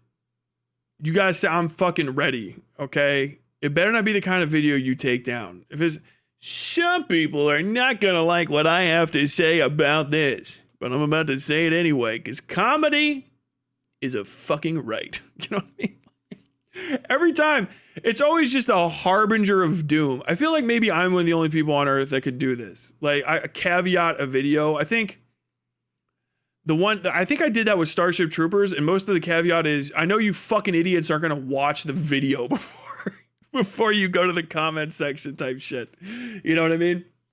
But like, God, every time, this is gonna upset some of you, but that's a risk I'm willing to take. He was not, in fact, willing to take that risk. Warning, this video is an attempt at a good faith, nuanced look at the fictional movie Obsession and the characters therein, which will probably upset some of you for some reason. You know, I don't think I've seen the internet freak out about a movie like they have with Obsession. At least not in a long time. Maybe K-pop Demon Hunters was the last time where like... This is fucking... I'm gonna say the darkest shit ever. Is this just honky pillboy? Is this just white pillboy? I can reference no one's gonna get, but 3 people are gonna go. Everywhere you looked, everyone had an opinion about it. I guess you could say everyone's kind of obsessed.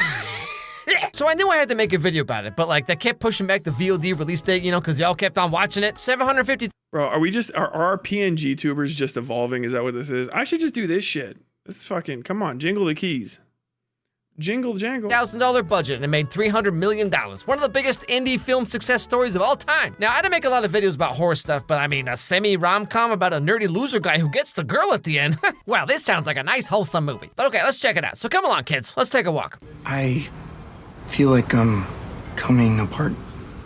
I think about you all the time, Nikki. And I try not to. You're in every song I listen to. Marching along as the song fills the air. Bro, am I gonna get copy cracked for this horse shit? Gummy bear. Nikki. So this is our main character, Bear. Bear is 25, according to the screenplay, and he's never outgrown his awkward high school loser persona, which means he's gonna have a great career one day as an online content creator. Hi there, welcome to Twitch. Are you mentally stuck at 15? Perfect, we're gonna put you on the front page. If you want. Oh, okay, yeah. I'm sorry I made you do that. No, it's okay, you're okay. It's fun break. Just pretend like. You're good. Oh my god, dude, those. Fucking Mike from PA meeting Bad Bunny. They're so cute. I don't know, man. You got that strawberry milkshake sitting right there, so something tells me you're the kind of guy who's internalized a few too many rom-coms written by equally pathetic losers as yourself. I mean, trust me, ain't my first rodeo. So this is Bear's friend, Ian. I guess they're not really like friends, but they like work together. But anyway, Ian is currently trying to help Bear practice. They are friends. That is his only friend. Ian, they're kind of like friends. That is his only friend. Arguably, Ian is his best friend because 1 out of 1 is the best. He's also, quite literally, his worst friend. Ian is a piece of shit. I couldn't even get into Ian in my like quick breakdown because there's too much. There's too much to fucking talk about, dude. Oh my god. Okay. I gotta How to ask out a girl named Nikki, the girl of his dreams. Have you ever actually like flirted with Nikki? Be playfully mean with her. Be mean to her. Playfully mean, yeah, but bring up freaky Nikki. And that will like take her breath away. Just say, Nikki, I think we should grab a drink sometime. Okay, so real talk, if you have to try this hard to have this kind of like game plan on how to ask a girl out, then like, it's already gonna fail, okay? If it's this hard, you've already lost. I mean, as douchey as Ian is, like he's right when he says, you know, have you ever even flirted with Nikki, like at all? Cause it's really weird to come out of nowhere and be like, well, it's not, because he also says like you should neg her off rip. Have you ever flirted with her? Like, yo, call her the thing that you find out later she hates being called. Like, have you tried that? Have you ever flirted with her? Oh, how do you flirt? Just be mean to her. Have you ever just tried to be fucking mean to her? Like, no, Ian's giving him terrible advice. You know, it's toxic masculinity. Men who hate women. Dude, fuck. Hey, how about that fucking video mouth watching, right? How do we keep returning to it? It's not hard to get back. God damn. He's fucking him up. He's giving him terrible advice. What this scene serves to do is not actually say like this is the best possible way for them to talk. It's just he has no positive male support in his life and also no game. It's just really quickly getting you through what it would even be like if he tried to talk to her, and it's not great. It's this the point of the fucking movie is to highlight that his obsession is the obsession. It's not her. She's cursed. She's not obsessed with him. She's got there's a demon in her fucking soul with a job to run her body against her will. He is obsessed. I hear you in every song. What in the fuck is that? I wouldn't say that to my wife because she'd go, which one? You listen to a lot of death metal. Name a song. Honestly, probably most people. It's like, bro, it's bad game. You're not thinking of her, even if it's in nice terms and it's like respectful. You're not thinking of her as a person that maybe has better shit to do than you. Do you know what I mean? Like, would you want someone to come up to you and just hit you with the wackest fucking line of all time? Like, imagine, literally. Okay? But he said that's a beautiful thing to say to a girl. Okay, maybe. I don't know if she wants to hear that. But like, let's take ourselves out. If a random person, any random person you didn't know that well, but were moderately familiar with, came up to you and said, I've been thinking about you every day. I think you're the most beautiful person on earth, and all I can think about is you. Like, I hear you in every song. I think of you. I hear you in every song. You're the music of my soul. And if you're like, we do not know each other. If you know me that well, and I don't know you that well, this is too one-sided. That's crazy that you're that fucking obsessed with me. Oh, you should chill, man. That's nuts. There might be 1 or 2 people out there, statistically for every 1,000, that are like, oh no, I have actually been looking for someone to be codependent with. Have you ever thought about just diving the depths of mental illness? But like anyone else is just gonna go like, bro, that's fucking crazy. Like, imagine if for anything else, your mailman comes up to you and you're like, hey, and he goes, look, I want to tell you, delivering your mail every day is the most important part of my day. I think of the letters that are in my satchel, the ones that aren't, you know, for everyone else, they're for you. And that putting that mail in your box is the most important thing of my day. It's the most important thing. When I'm listening to the music and on the way to work, when I'm eating my breakfast, I'm just thinking about that. You go, that's fucking psychotic. What? I'm glad he's doing his job real good for you, but you go, that's fucking crazy. What the fuck? Why did you let this get so out of control? Why didn't you talk to me a little bit first? You know what I mean? What are you going to do with it also? I think maybe being like psychotically obsessed with somebody works if you Van Gogh it. If you don't bother the person, but you're like, yeah, I just got fucking a little obsessed with the lady that was 3 blocks down and just started making some of the most amazing artwork of all time. Did you ever talk to her? No. If I would have told her how I felt, she'd have thought I was crazy. So I stayed out of her life because I didn't want to bother her.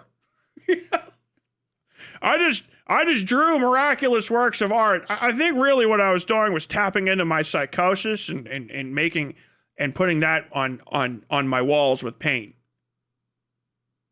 I felt the same way when I saw an eagle eat a ferret one time. It's probably unhealthy. You know? That's fine if you don't fucking bother the person. But if you go up to someone and you've been literally obsessing about them, even if it's a negative, you're going to come off like a psycho. It's like when the fucking people who are like massive haters of, you know, internet personalities, they finally get in the chat and they're like, do I fucking know everything about you type shit. Like, bro, you just sound crazy to everybody. No one thinks that that's healthy. No one's like, that was time well spent. Psychotic hyper obsession like that, that's just solely for you, and it's hyper confined inside your mind. You don't even know if it's true because you're not asking the other person to participate. Which is why I think, like, if you're an artist and you let somebody like be your muse for whatever reason, evil or not, you know, okay, cool, yeah, muses aren't real, and as long as you don't fucking go tell them that shit, go crazy, Van Gogh. But like, otherwise, no, you can't be fucking with people. You can't go to school one day and be like, Jessica, I've thought of the way that you blow your oboe, and oh my God, it just reminds me of the first time my mother held me, which I don't remember 100%, but I'm sure it would be like if you blew me if I wasn't. You're okay, calm down. Take it easy. Take it easy. I've sadly seen a coworker do that to another coworker at lunch. Everyone hated it. Oh, fuck. That's when my credit card bill is always damp when you drop it off. Cool, thanks. Thanks for the $5. Jesus Christ. Oh, my God. Dearest fair maiden, I know we've only exchanged mere pleasantries these past few years, but I must inform you that I wish to begin a courtship.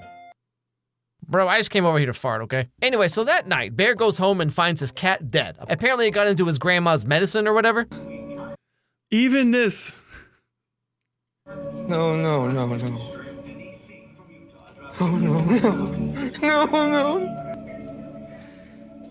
How did you get into these? Little backstory. So Bear's...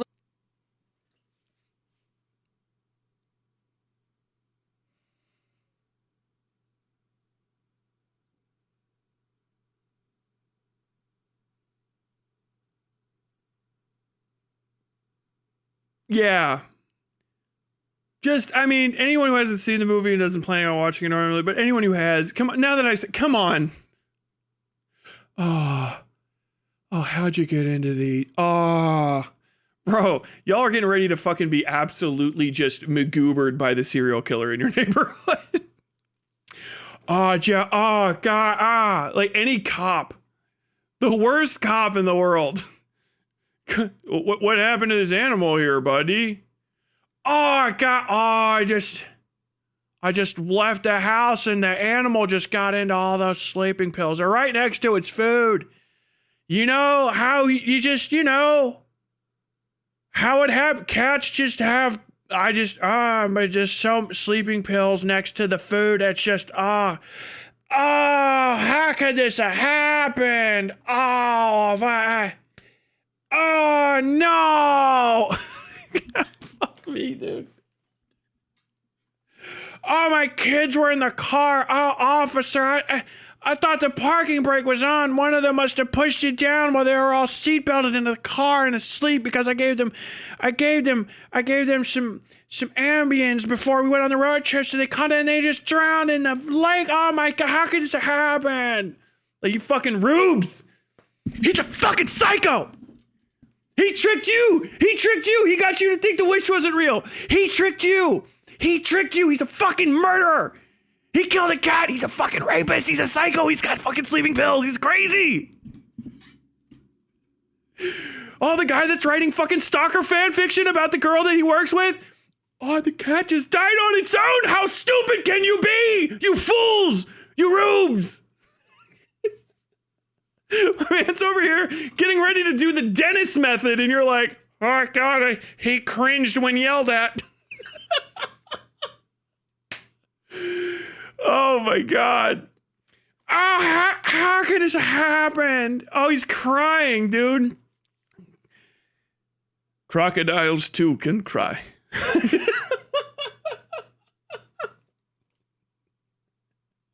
Living in his grandma's house, who recently passed away. So, it's full of all kinds of grandma stuff, like insanely racist paperweights. As you might imagine, Bear's got a lot on his mind. His cat died, he has no idea how to ask out Nikki, he's walking around with this haircut like my dude can't catch a break. So it's Wednesday night, which means trivia night, because Bear and his friends are super cool. The team is Bear, Ian, Nikki, and their other friend Sarah, and they all work together with this, music Is the what? Okay, I gotta keep shop going. place, which seems to have a lot of employees for a random store on the side of the road in the middle of nowhere. So he's feeling pretty down, as you could imagine, but Nikki, of all people, calls him up to ask if he's gonna hang out with the friend group that night. I don't think I can tonight. I'm just catching up on some stuff. Yeah, so I'm putting in my 2 weeks. Really? Shit! God damn it! Are you okay? No, I just dropped my crystal necklace down the drain. Oh, no, crystal necklace! Bear, get out while you still can. But then again, Nikki is a hot Latina, so one can only remain strong for...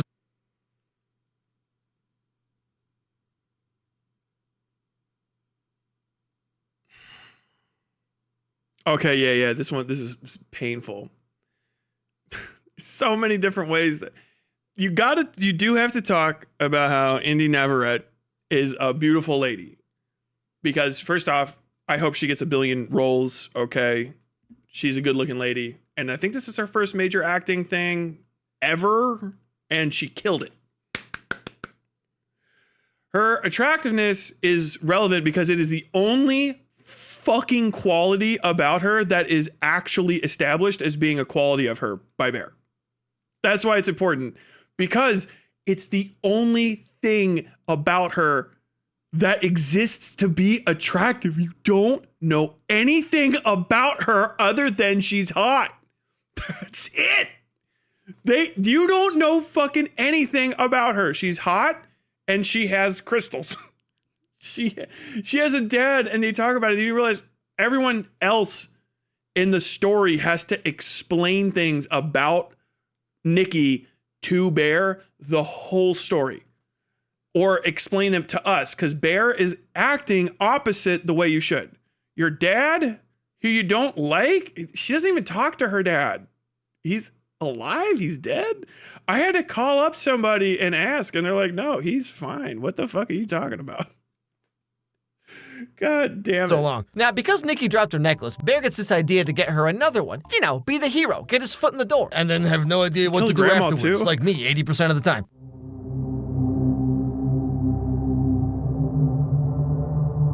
This right here is rapist bait. This right here, sequel bait. My man did go to the Needful Things store.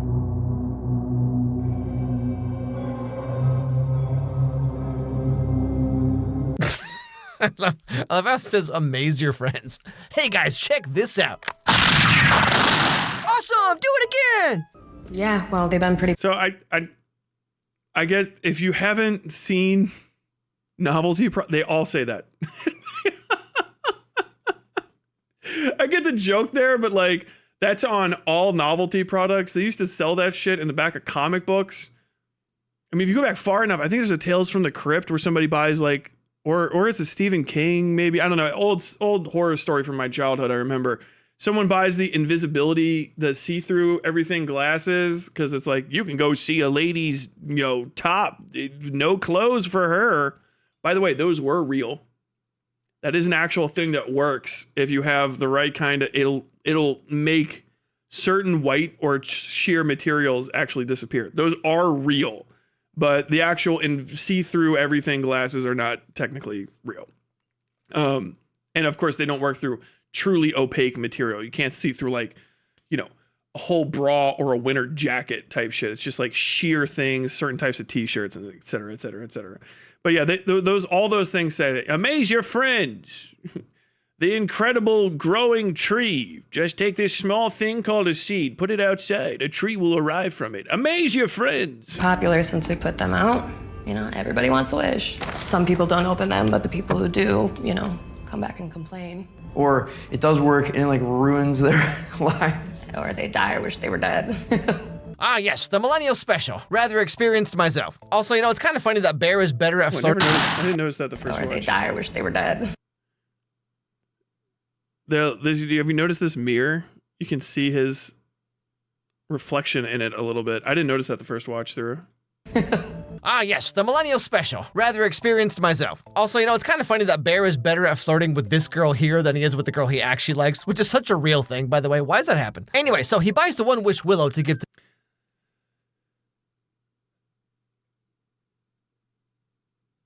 I would have to, I'll defer to chat. Was that flirting? Nikki later that night at trivia. Anything else? I'll get a pina colada.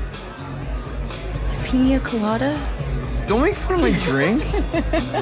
What? I like a man who's in touch with his feminine.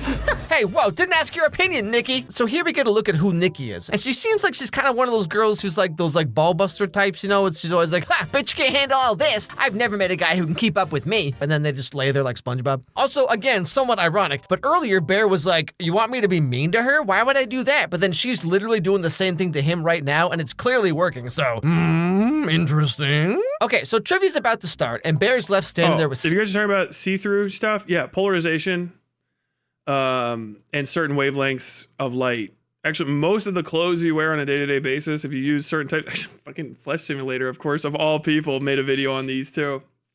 But especially old infrared cameras, et cetera, and a lot of other types of lenses with different types of light. Basically, your shirt is transparent in a lot of different wavelengths of light. It's sheer or it's completely see-through.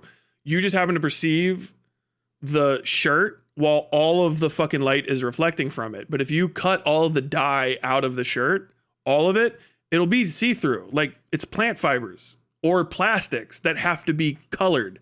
So those colors, when they reflect certain wavelengths of light, they obscure what's underneath. But if you're not looking at that color in that wavelength of light, it doesn't exist. So you just see the shadows that catch whatever is being caught. So for some things, it's next to nothing. So you can see the skin that's underneath. Yeah. It's kind of like think of it this way. You know how x-rays work? They don't reflect off of parts of your body. They reflect off of other parts. So they can bounce in and out. Well, normal non-visible spectrum light can do that as well. Visible spectrum light does that to certain translucent. If you hold up like a sheet of not paper, but saran wrap, you'll see right through it. But if you use different types of lights on saran wrap, that saran wrap would reflect instead of let pass through, then it won't reflect off the surface underneath and illuminate it. And it also will reflect that forward surface. I think it's actually called a photic barrier. And it works with beams of light and dust even. So if you know how you're walking through a hallway and you see light hitting dust motes and you can't see through it, same sort of thing, photic barrier. And those will actually block like NVGs and shit. It's how light spectrum works. It's fucking nuts, right? So yeah, there's cameras out there that you can use to see through people's clothing. Don't use them to do that. It's disgusting. Sarah, the other girl they work with that I mentioned, and he tells her that his cat died earlier that night. He died. Next theme is going to be What? early film trivia. Sandy died. Okay, this first one's a two-parter. What? And you have to answer both. Here we go. Really? This animated film features a blue genie. Here, I'm so sorry. Wait, hold on, back up. So the trivia topic was early film trivia, and the question was, this film has a blue genie that grants wishes. Ah, yes, the ancient year of 1992. But more importantly, so here we get a look into the dynamics of the whole friend group, okay? So Ian is kind of like a douche, right? Nikki seems like one of those girls who's one of the guys, And Bear has a huge crush on Nikki, even though Sarah over here is clearly into Bear on some level, and he just, doesn't notice, doesn't care. So Bear's choices are Crystal Mommy or Septum Girl. So this dude never stood a chance. In the fuck is this? What is happening here? Who is this guy? What the fuck? This is so inappropriate for this is inappropriate in general, man. You might as well put that chastity belt in your Amazon cart right now, my dude. Anyway, so trivia night's over and it's time to go home. Nikki needs a ride, and so of course Bear's like, Bro, homeboy is a fucking pervert. What the?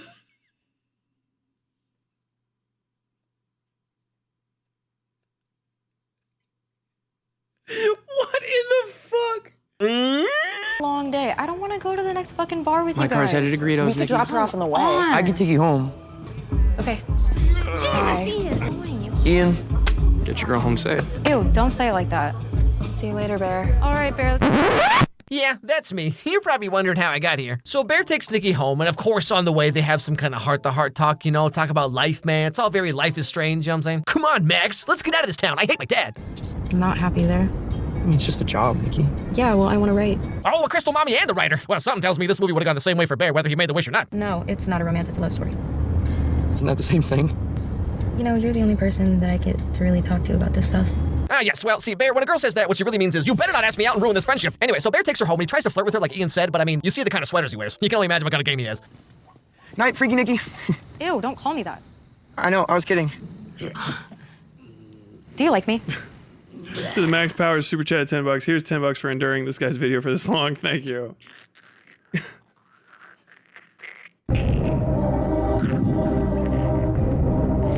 Damn. Myers is a weirdo. Usually covers teen I tween think we're media to boot. good friends. My dude, she's leaving anyway. This is your chance. She says, do you like me? And then you say, what? Yes, I do. Also, apropos of nothing, I'm gonna get a haircut, so don't worry. But alas, he says no when she goes into her house. One wish, Willow. Made as your friends, you only get one wish. I wish Nikki Freeman loved me more than anyone else. Shrekin. Watch that, how that scene plays out.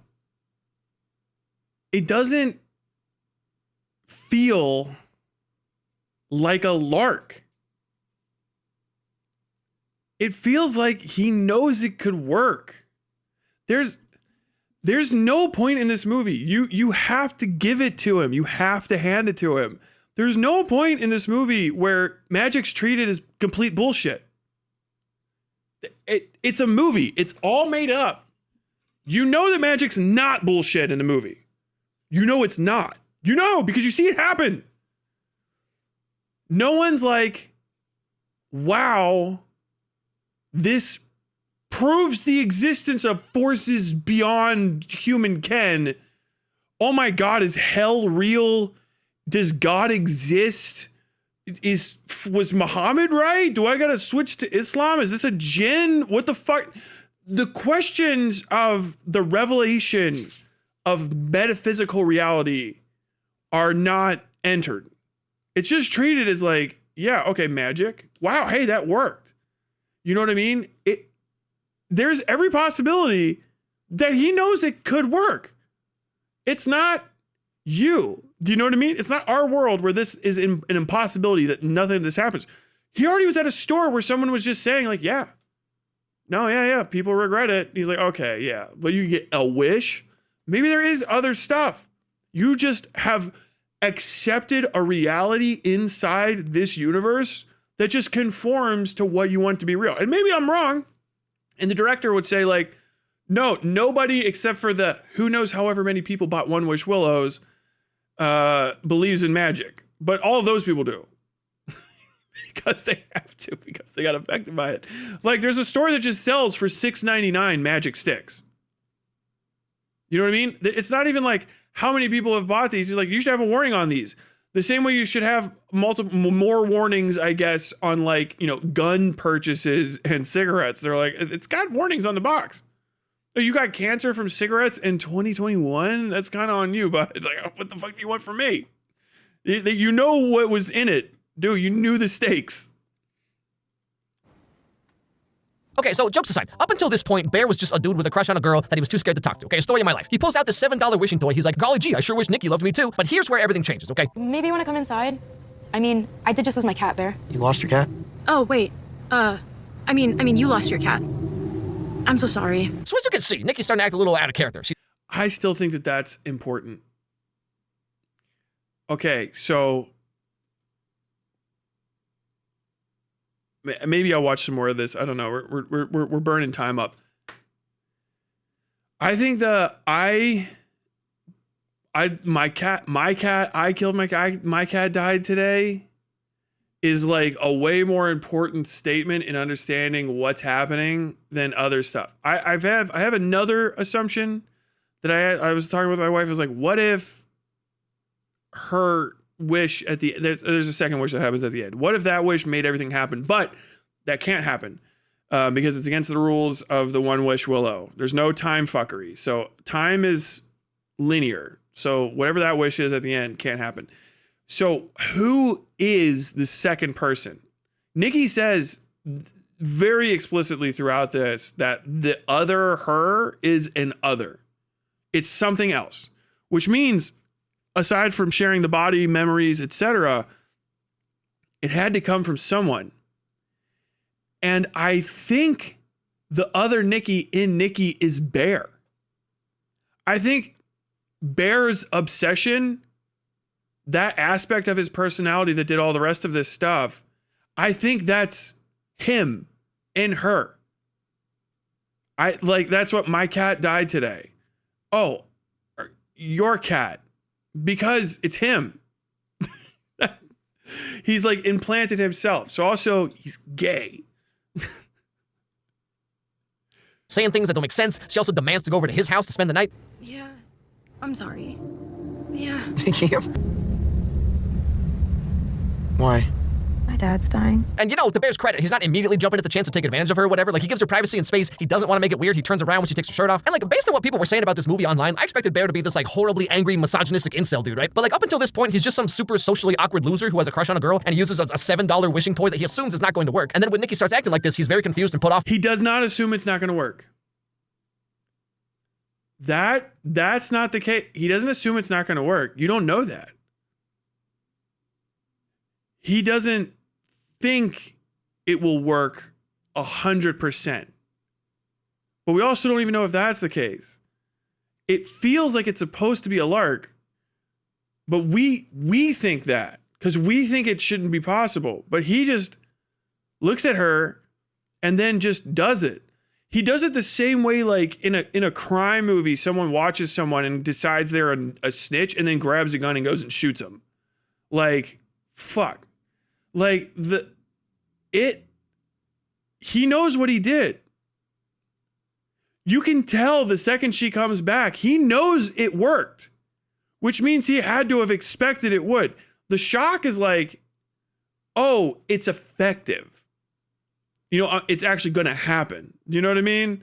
It's like when a little kid says, like, I didn't want to hurt someone. It's like, okay, but you threw a baseball at that kid's head. I didn't know it would happen. What you knew, but you didn't really think it would. But it's not, it wouldn't ever. You just didn't think it would go this far. Like, dude, no. It is a very complicated thing, but I can't let him off. Like, What were you doing? I was just going to the bathroom. Can you lay with me? I don't know, Nikki. Obviously, things get different later on, but at least up to this point, Bear has like no idea that the wishing willow worked. And again, to his credit, the very next day, he immediately tells Ian that he thinks something's wrong with Nikki. Like he seems genuinely concerned. Just pretend like we're laughing. Yeah. I think Nikki is going through something. What? I don't know. She was acting super like she would like. Like what? Is she okay? No. Now, I've seen a lot of people saying that this part is showing how Bear's trying to make Nikki seem crazy to other people or whatever, but like, again, he has no way of knowing that the toy works. Like, why would he think it did? You know what I'm saying? Like, it was $7. Because he knows it worked. He did a thing. You know it worked. Because it obviously does. You're watching a movie which you can give yourself maybe a little bit of you're suspending your belief at this point. He made a wish and immediately her behavior changed and she wanted to go. She was going.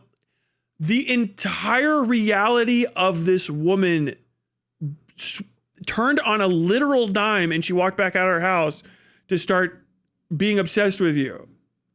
There is no way on earth anyone would go, well, what's happening here?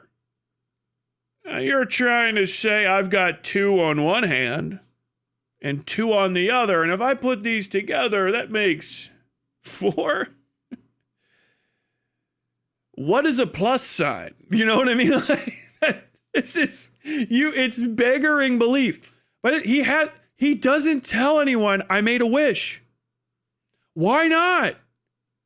Dude, I bought this thing, which is a wish, and I made a wish on it.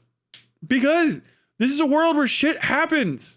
He knows that if he says, I made a wish, and then she started acting like she was in love with me, then people go like, oh, well, maybe you did something. He knows it worked because he lies about it. He omits that fact.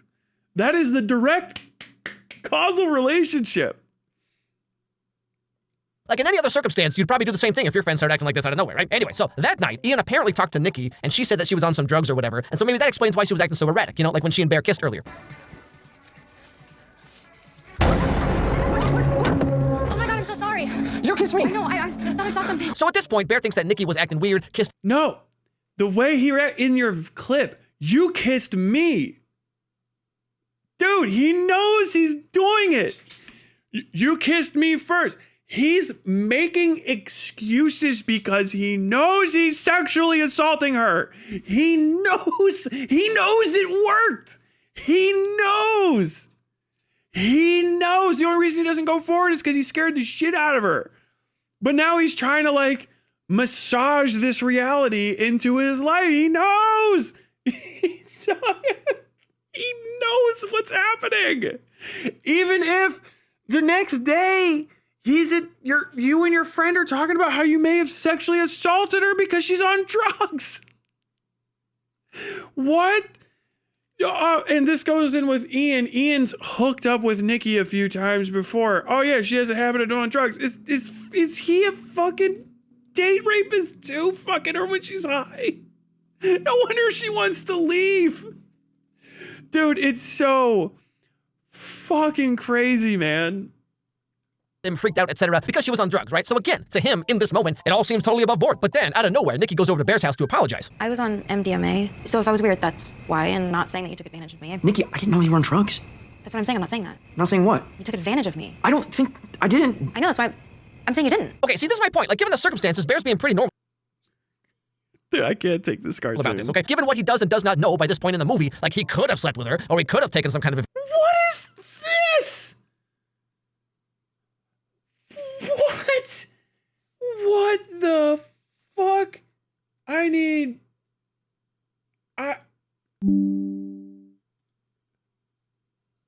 What the fuck is wrong with this guy? What in the absolute fuck is wrong with this weirdo? Advantage of her, but he was rather gentlemanly at the time. I mean, okay, sometimes it's like, somebody pulled their fucking content offline, whatever. They regret it, they took it back. This is egregious. Bro, you just where maybe they did, maybe they didn't sexually assault this girl based on a series of possibilities, and you drew her with her ass in the air? What? Bro, he looks at tween stuff. Who in the fuck is Alex Meyer? What in the fuck is this? Bro. This was undersold. I was getting ready to ignore this content. I was undersold the Alex Meyer effect. What in the fuck is going on with this creator, bro? You know, for a guy who has this many Cosby sweaters. Wait, do you think this was on purpose? Like, do you think they dressed him like this intentionally? I really like what we have, and I want to be honest about some things, and it's really important. I never made the Cosby sweater connection, but maybe.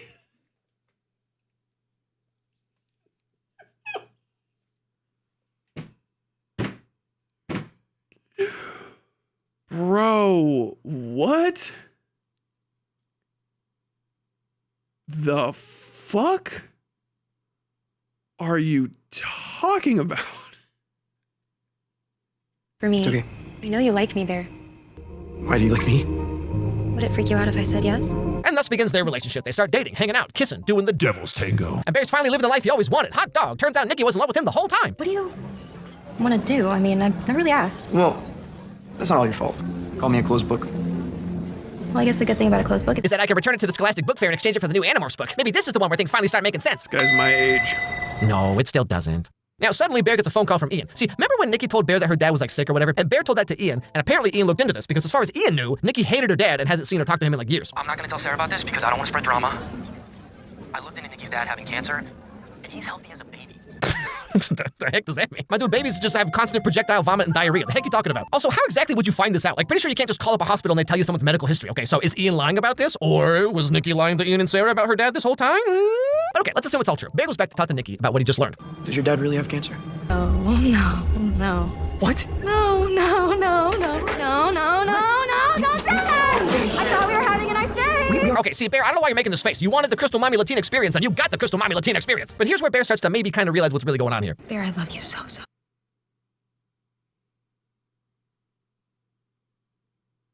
I have no additional comment. I think I needed a break. So much. I don't think I could live without you. You love me more than anyone in the world? Yes, more than anyone. Now, okay. So understand at this point when he reiterates his wish, that is the filmmakers taking it off your plate whether or not he knows. We've already failed to understand that he knows. He knows 100% that he is mind controlling, at best, mind controlling a woman. We find out later in the movie, at worst, has possibly deposited her soul somewhere in hell while he rapes her body. It's not remotely a good thing. He is reiterating that he's aware of the situation at this point. And this is where he goes, I'm all in on sexually assaulting Nikki regardless of whether or not it's her. Literally, that's it. He never liked Nikki. She is just hot, which is what this guy is getting into. Also, he's a fucking freak.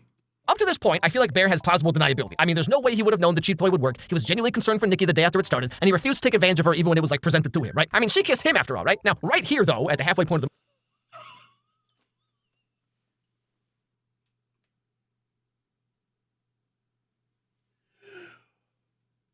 What?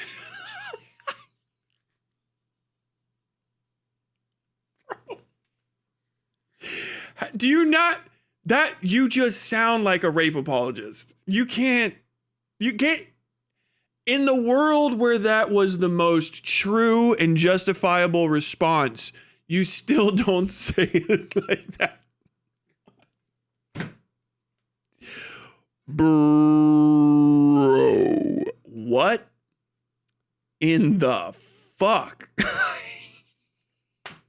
Okay, this might end up just being a mini video. I've been wanting to make mini short videos for the channel instead of just doing segments. I might turn that into the, because I want to sing the praises of Obsession.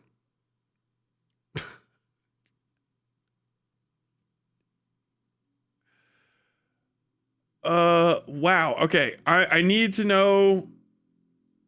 No. Actually, yeah, I think you're right. I gotta back out. I don't know what's gonna come up next.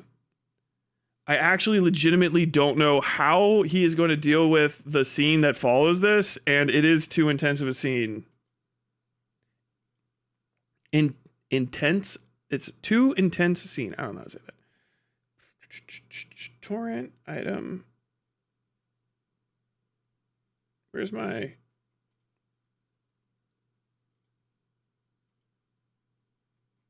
I get a download.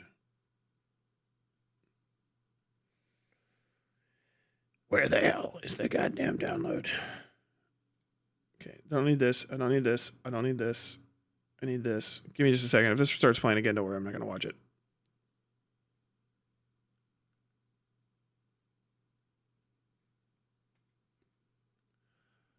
I need this. I actually, I feel like...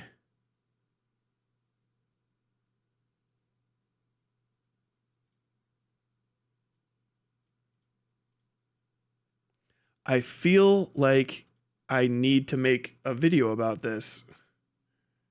I'm so shocked. Okay, there we go. Boink. Make sure I grab a copy before whatever. I'm gonna have to look at his fucking. Probably I'll be able to find that too. I gotta cut it. I've gotta cut it there because there's no way. The next. You get into sensitive territory after this. Not that you're not already in it, but it's like inarguably sensitive after that, and that it's. I don't want to hear. I don't want to risk what may or may not come out of this fucking ding dong's mouth without having seen it first, so that I can filter it for my audience. That is so bad. That is rapey as fuck. I don't know how to say that in a, what the, bro, okay, we're good. We're good. She already broke free briefly when they first kissed, which should have been enough for an actual good guy to stop. I mean, just the like intensity, there's everything about it is uncomfortable. It's like, there's none of the way she behaves at all outside of like even kissing, like just normal interactions would be too uncomfortable for me to want to be in the room with her. I think that's most people. You're like, what in the fuck is wrong with this person? Like, it's deeply uncomfortable, but he wants to maintain it because he's the fucking sicko that wants to be a part of the situation. He's a fucking weirdo. Bro, yeah, I'm going to have to make a video, I think, maybe. See if I can get one done real quick. No fucking new music and stuff, but like, bro, I'm gonna have to look into this guy.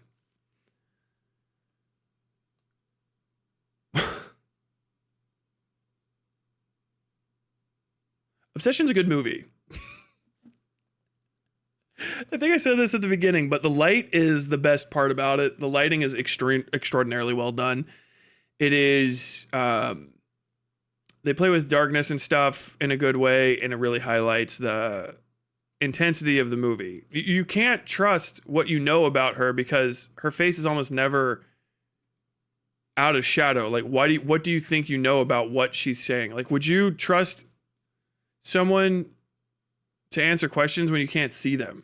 You know, kind of I gotta move on. I'm too shocked. I can't keep a fucking straight face. If you've never watched my content before, by the way, me laughing or smiling is how I deal with intense situations. It's more of a tick so that I can get through shit. I'm actually pretty fucking pissed, but I react like this. Yuck. Ugh. Okay, yeah. More in-depth look at that at some point in the future. I need a woosah. Woosah. Woosah. What the fuck? Ooh.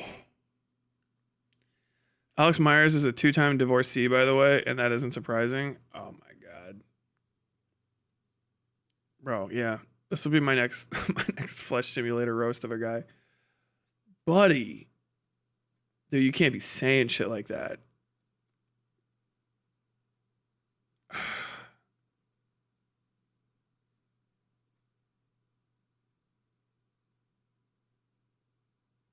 Bro, okay. Backrooms was good.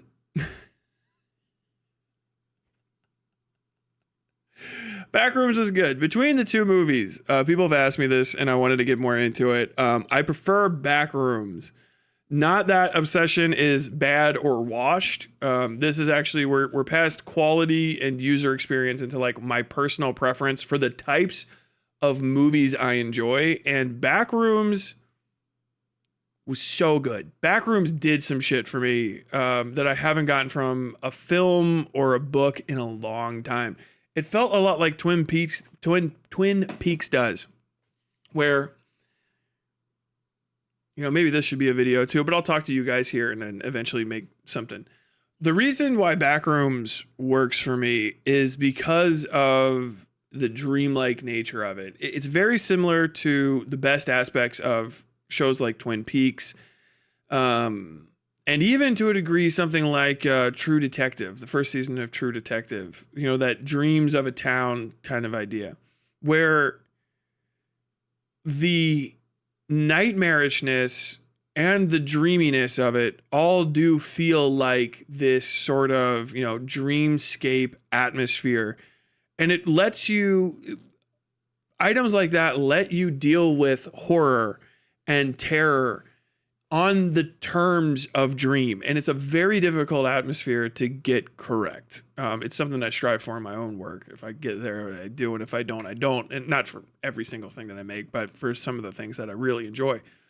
And it has this feeling, you know, of dreaminess where when you're in it, it does help you kind of like return to a place where you go, yeah, I'm in that comfortable zone where I'm a true level of safety. I can perceive horror and comfort and have them intermingled here in a way that lets me really process them, because they're clearly in that dream state. You know what I mean?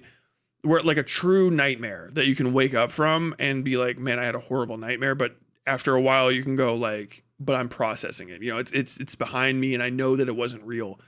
And to play with that surreality and reality, you know, kind of in both hands and mix them up is very difficult to do. Not everyone can do it. And people that have tried, you go too hard, you go too hard. It becomes, Tim Burton is terrible at it. Fuck awful. Maybe some of his early things were better, but his later work, Tim Burton tries to do that where things feel dreamy, but everything feels corny and fake. Do you know what I mean? Like imagine if you showed up in your dreams and none of the dream stuff was dream stuff. It was all just plastic props and shit that said fucking Party City on the back of it. Take your ass back to Party City where you belong, bitch. And I really liked Backrooms for that. The plot was tangential to the vibe, which is what I like about it. You don't learn too much about the characters and there's nothing really resolved. And I appreciate the lack of resolution. You know what I mean? Our main character becomes our villain.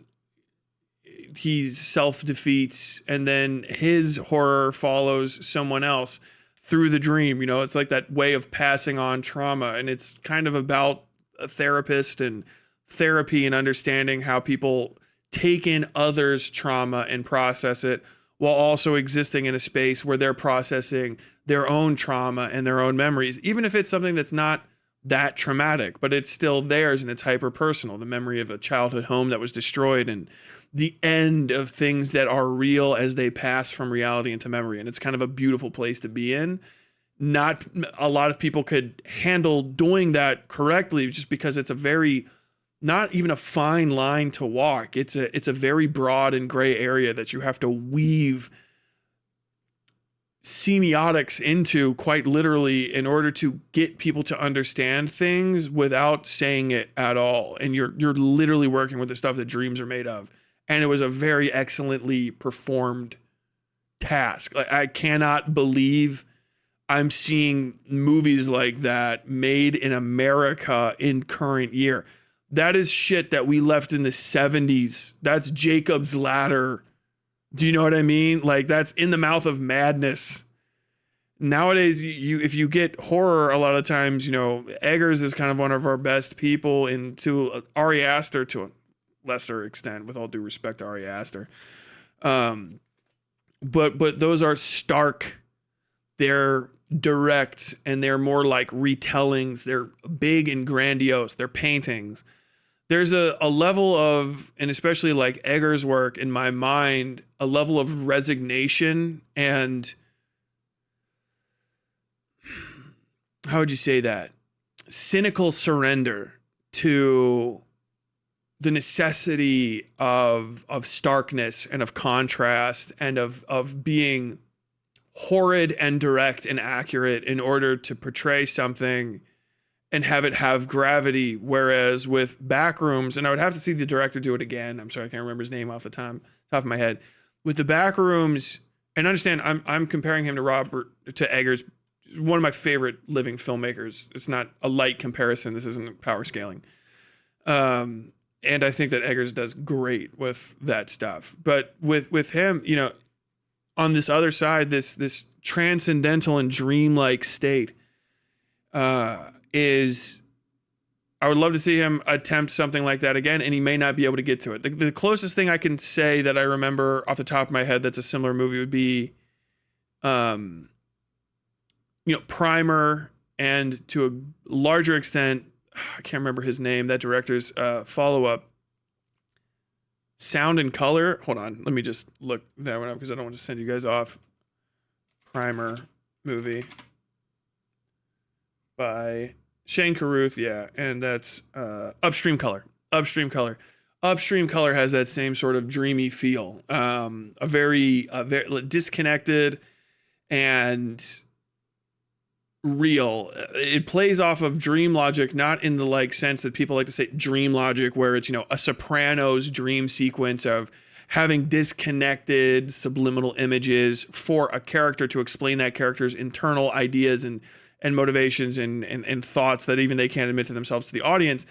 With Backrooms, he uses a lot of these semiotic signifiers and things that are beyond direct explanation, an actual understanding of the zeitgeist, a cross section of reality in the past that you as the audience would have had to experience, understanding the shared collective memories of us, we who are right now and alive in this moment, that would not work for people before or after, using that shared collective understanding of what faded and you know, sweetly rotten memories we have of these places that were already decaying in our youth.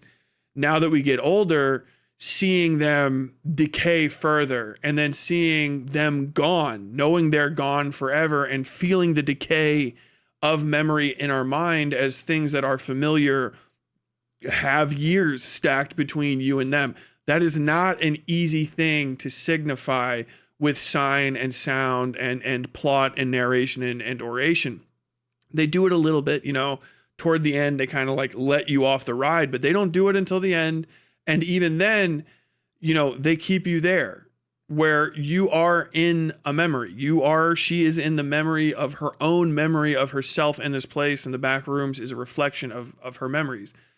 The Backrooms itself not being a hostile place is important. I think Stephen King would have made the wrong decisions with the Backrooms. I don't know why I'm bringing him up specifically, but there's a very strong post-King horror influence in the Backrooms that I love. The child's fear is something that Stephen King goes to, especially in his better earlier works. I can't speak to much of his stuff now. I stopped reading him after the 2010s, with all due respect to the fucking King himself. But I think of stuff like The Regulators, which is a book nobody ever fucking brings up. Tyler, you're a Stephen King fan? Have you read The Outsiders? I've read The fucking Regulators and Desperation. Slow your fucking roll. You don't even know. Half of you have never heard those Stephen King titles, and they're a formative influence on me. In The Regulators, literal toys for Stephen King reasons, literal like cowboy toys and cartoons come alive, and they're shooting big trash can sized bullets. And the reality of that is impressed upon people, and it's this horrible thing. Whatever. Hey, Listerine King is my favorite King. But people are afraid of doing that. The post-Alien influence in American horror tries to play with these hyper specific, what the fuck is his name? Geiger. These Geiger influences with these skinny limbs and big hands and long teeth and this slight mutation out of humanity, where you have, the Thing sort of influence, where it's the blob, the amorphous evil that can at times represent or impersonate, but then goes away. You have blob horror, you have the alien, thin limbs, long, creepy, Slender Man falls into that camp. But there is a truer horror, and it is one that hits the hardest when it's done right, and it has to be done right. And that dreaminess is the only place where it can happen. And it's that Captain is such a Stephen King style thing, because it's what is something that you would be irrationally afraid of as a kid, right? And man, there's some great old stories. I can't remember them all. There's the lock on the door, where a kid is terrified of the basement. He's afraid of the dark at the bottom of the stairs. And so his parents buy a lock for the door, and he loves this lock. And this lock is his whole world, because he's so afraid of the dark at the bottom of the stairs, which is an intransigent thing. It cannot be held. It can't stalk you. It is in a place. It's a place that you can't get away from, your childhood home, but it's the dark at the bottom of the stairs. When the light is shown on it, only the memory of it remains. Only the threat of the return of the dark at the bottom of the stairs will come and get you. But his dad makes him sit overnight with the door open, with the lock gone, to get over his fear, and the kid dies. Now, did something from there kill him? Or was it the sheer fear of the dark at the bottom of the stairs that got him, And a brother's, toy when you're growing up that scares you because you're 4 years old, and it's this big thing, a Spawn action figure. I'm just making stuff up off the top of your head that scares the fuck out of you, because you don't know Spawn is a good guy. You just see this thing. And for that to be that terror, the child's terror of not the unknown, but of the known but unknowable, right? It's no longer just simply fear like an adult fears, something that is actually could kill an adult, something that could harm you. What Captain Howdy, I can't remember his name in the start, what he's afraid of is his own failure, which is represented by that big fucking pirate guy, with the peg leg falls over and stuff. He's afraid of his own failure. And his own failure comes to be his only companion in dream and in the back rooms. He loses his mind, and he becomes and is devoured by his own fear of failure, this misrepresentative image of him, which comes to haunt the people around him. He drags people into his own personal hell, which isn't a true hell, but just the space of memory. And this thing that is his trauma tries to fucking kill these people or harm these people around him. If you take it at face value, obviously it just kills his fucking employees and almost kills his therapist. But really what it is how trauma and unprocessed pain will haunt not just you, but also the memory space, the fading memory space of the people who you share it with, even if their responsibility is to hear from you. And the only way to defeat it is to acknowledge it. And even they'll have to acknowledge it.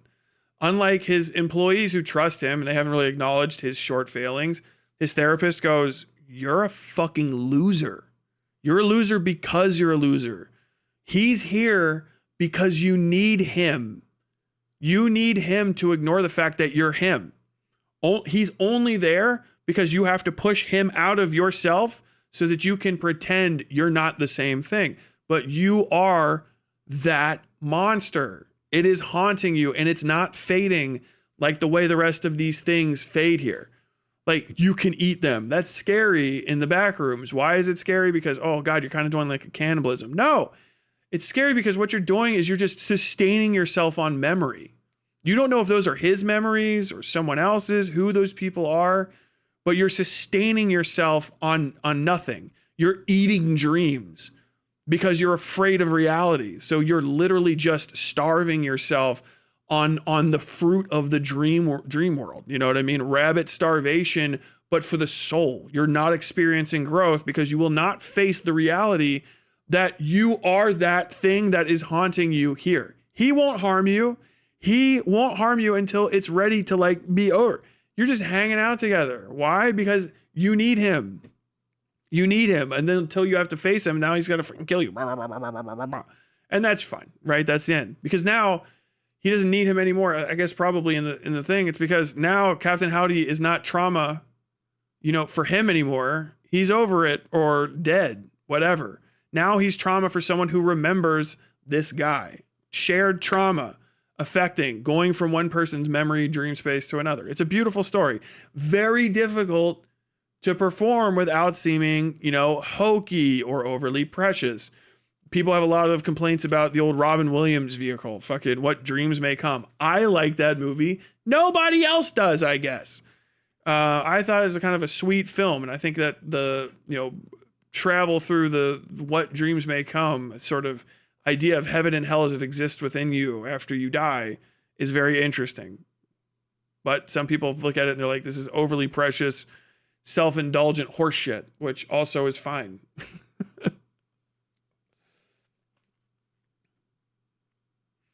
We're on Backrooms talk now. I gotta say the initial response to the Backrooms movie was a cut between misunderstood and weird clout chasers stealing fan theories and making it their own. I mean, maybe. Captain Clark. Okay, yeah. Captain Howdy is... You want to talk about horror references? I just realized Captain Howdy is what in Captain Howdy is the ghost that they're talking to that happens to be the demon in The Exorcist. How about that? God, I'm old. In The Exorcist, they're talking to Captain Howdy on a Ouija board, and that lets the fucking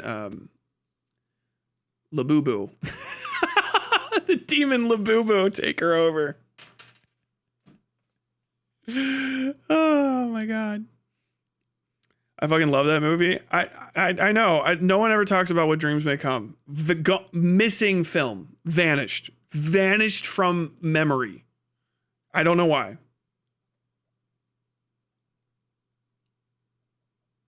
The Exorcist. Did I say something else? Oh yeah. Captain Howdy's in The Exorcist and or a character played by Dee Snider in a 2000s slasher flick. I want to say I actually remember that without looking at chat. I did not look at chat to remember that. It popped back in my head because I was like, I know what the fuck. I know that's a name of some serious horror property. What the fuck is that from? Exorcist. Pazuzu. It wasn't la boo boo la boo boo. That's what you hear when you get possessed by Pazuzu. Pazuzu, Pazuzu, Pazuzu, Pazuzu, Pazuzu, Pazuzu, Pazuzu, Pazuzu. How has nobody done that yet? That's so fucking obvious. Pazu, Pazu, Pazu, Pazu, Pazu, Pazuzu, Pazuzu. Dude, it just makes sense too. Oh man. I like the part with the Among Us crewmate cameo. I'm fucking lost. I'm scared. I feel like Kane's found footage stuff. I feel like his Batman's actually. I recall watching something recently about how that fever dream aesthetic is being popular and they call it dreamcore and it's an offshoot of weirdcore. I mean, everyone core. We can't do genres anymore without calling them core, but that's fine.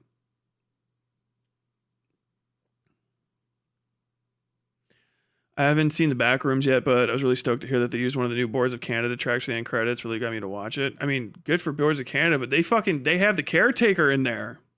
How about the Caretaker reference? Hey, fucking throwing it back to the people. Feel like, I don't know, is that the guy that's 20? The Backrooms guy? I've been listening to the Caretaker since that motherfucker was like 2. No, at least. God, dude, it's got to be 14 years, so you've been 6. You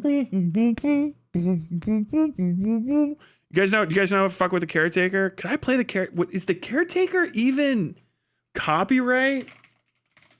You talk about Tyler influence. Feel left out because nobody's ever, compared me to the Caretaker, but everywhere at the end of time. Boing. Only 6.5 hours long. As a horror lover and YouTuber, are you feeling inspired by the YouTuber directed horror success stories? Yes. It's one of the reasons I'm starting to just go more nose to the grindstone on making more cinematic-y shit. Because I mean, I'm fucking running out of time, but everybody is. You know what I mean? But like, I'm gonna die next year. Maybe I will. But yeah, no, I just want to make more weirder and crazy stuff too, and try to make it YouTube-y. But I just want to fucking make some movies as well because I'm good at it. I know I can do it. Do you know what I mean? Like, it's not like crazy. I need money and I need time, which I'm starting to get from YouTube. I got to keep the channel alive, but like only as a way to fuel me. And then I have big announcements, secrets, wondrous secrets. God, you guys are going to be so fucking stoked, but it's probably a long way down the line. Oh, I can't even think about it without getting excited.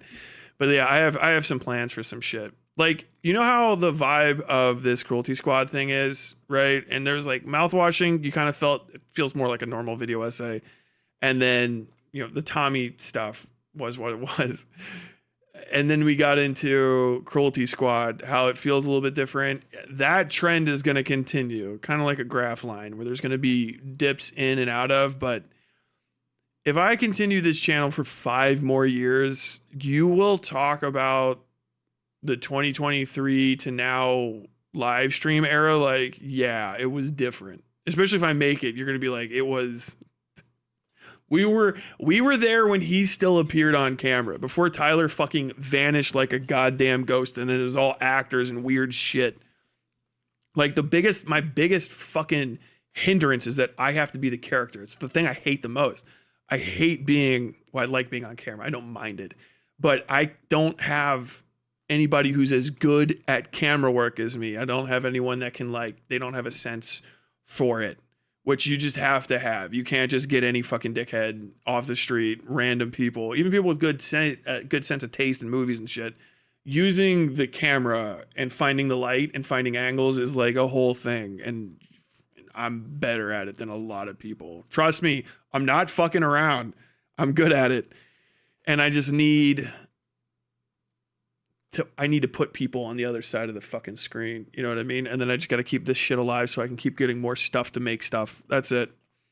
And then like, if we get if there's a come up or a pop off, it's gone. I'll be making shit. Like if I got like, you know, someone's like, all right, well, here's $1 million to make something, like that amount of money to me to earn is impossible. But for a movie is not even enough for some of the shittiest movies that are being released, you know, in theaters. Like 10 to 15 million is like a very typical budget, except for Obsession, right?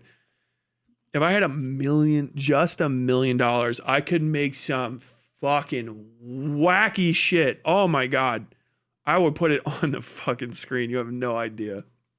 And so I'm trying to figure out some things. I mean, I've got a whole repertoire of fucking stories I can shoot. And there's some that haven't even been released yet that I'm like, maybe I should just turn that into a fucking script and just put it on screen because I know how I can do it. But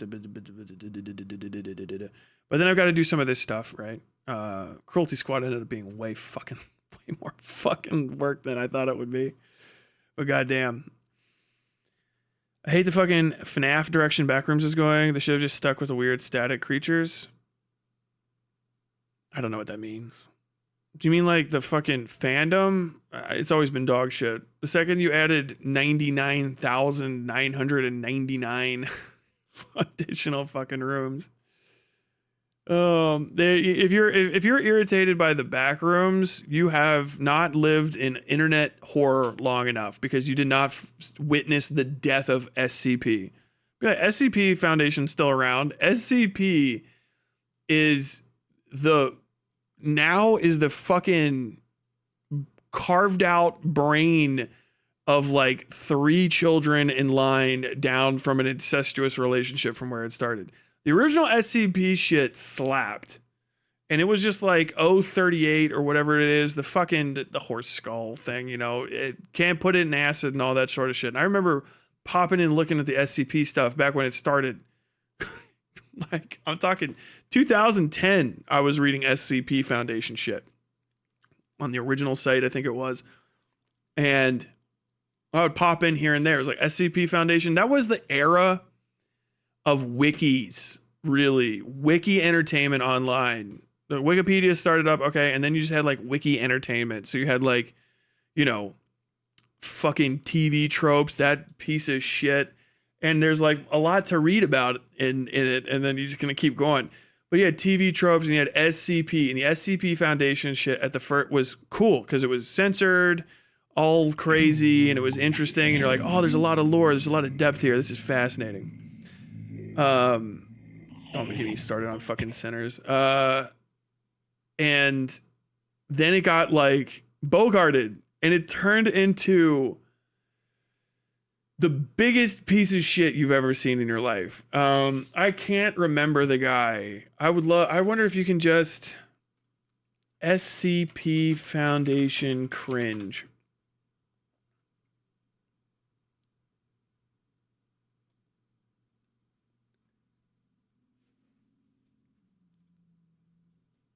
Let's see. No. 10 SCPs that suck ass. Hold on. Why I stopped writing for the wiki. Oh, this is ancient history shit.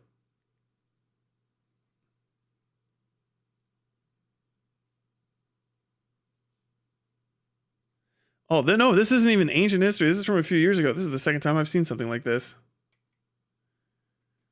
Okay, I can't even remember. But okay, so in the SCP Foundation, you have different types of SCPs, okay? And nobody ever wants to write for anything other than the Keter class. Keter class SCPs are like the super dangerous, scary SCPs, okay?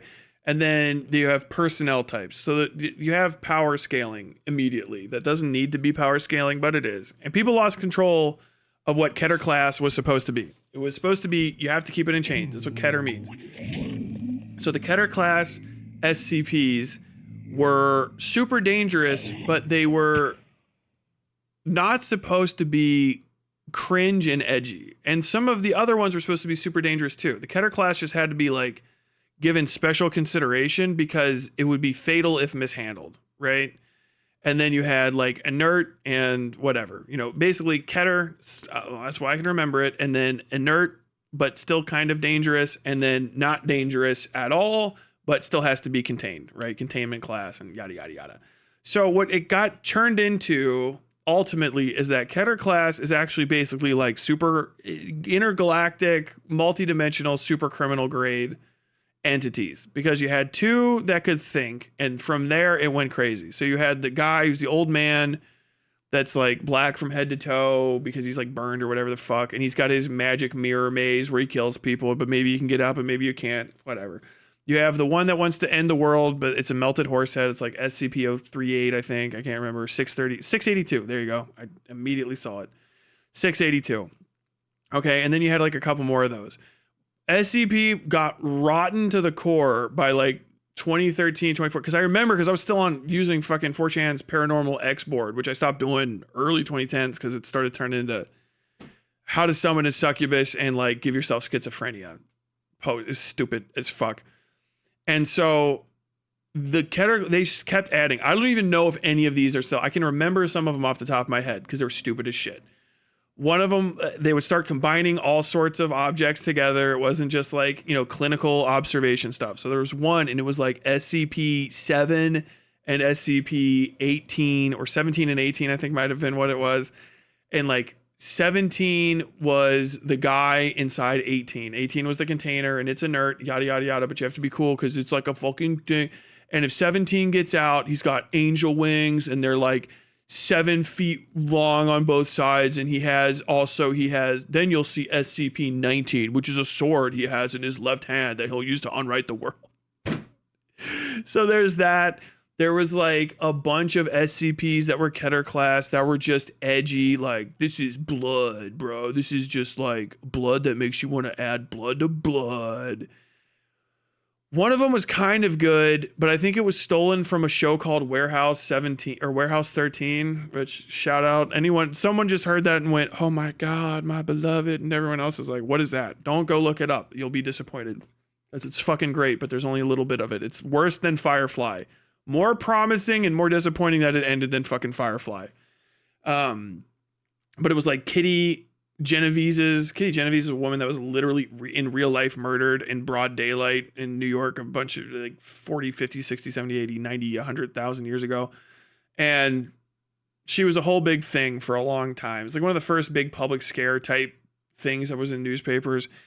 And it was the knife that killed Kitty Genovese. And if you picked it up, you couldn't be killed, but you would have to go and kill someone. And then the knife would like, the next person that touched the knife would have to kill someone too. Like that was the Kitty Genovese knife. And like there was that. And then there was a million different, what is this?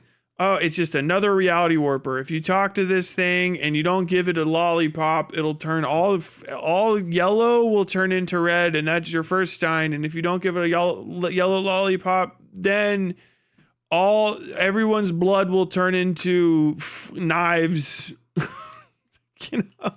And your bones will start growing horns, and you'll start saying squeonk, squeonk, and crawling around the ground in little click-clacks.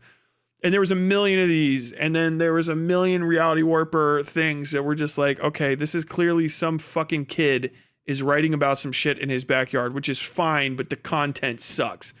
That wasn't the beginning. That wasn't the horrible thing. That was just what progressed.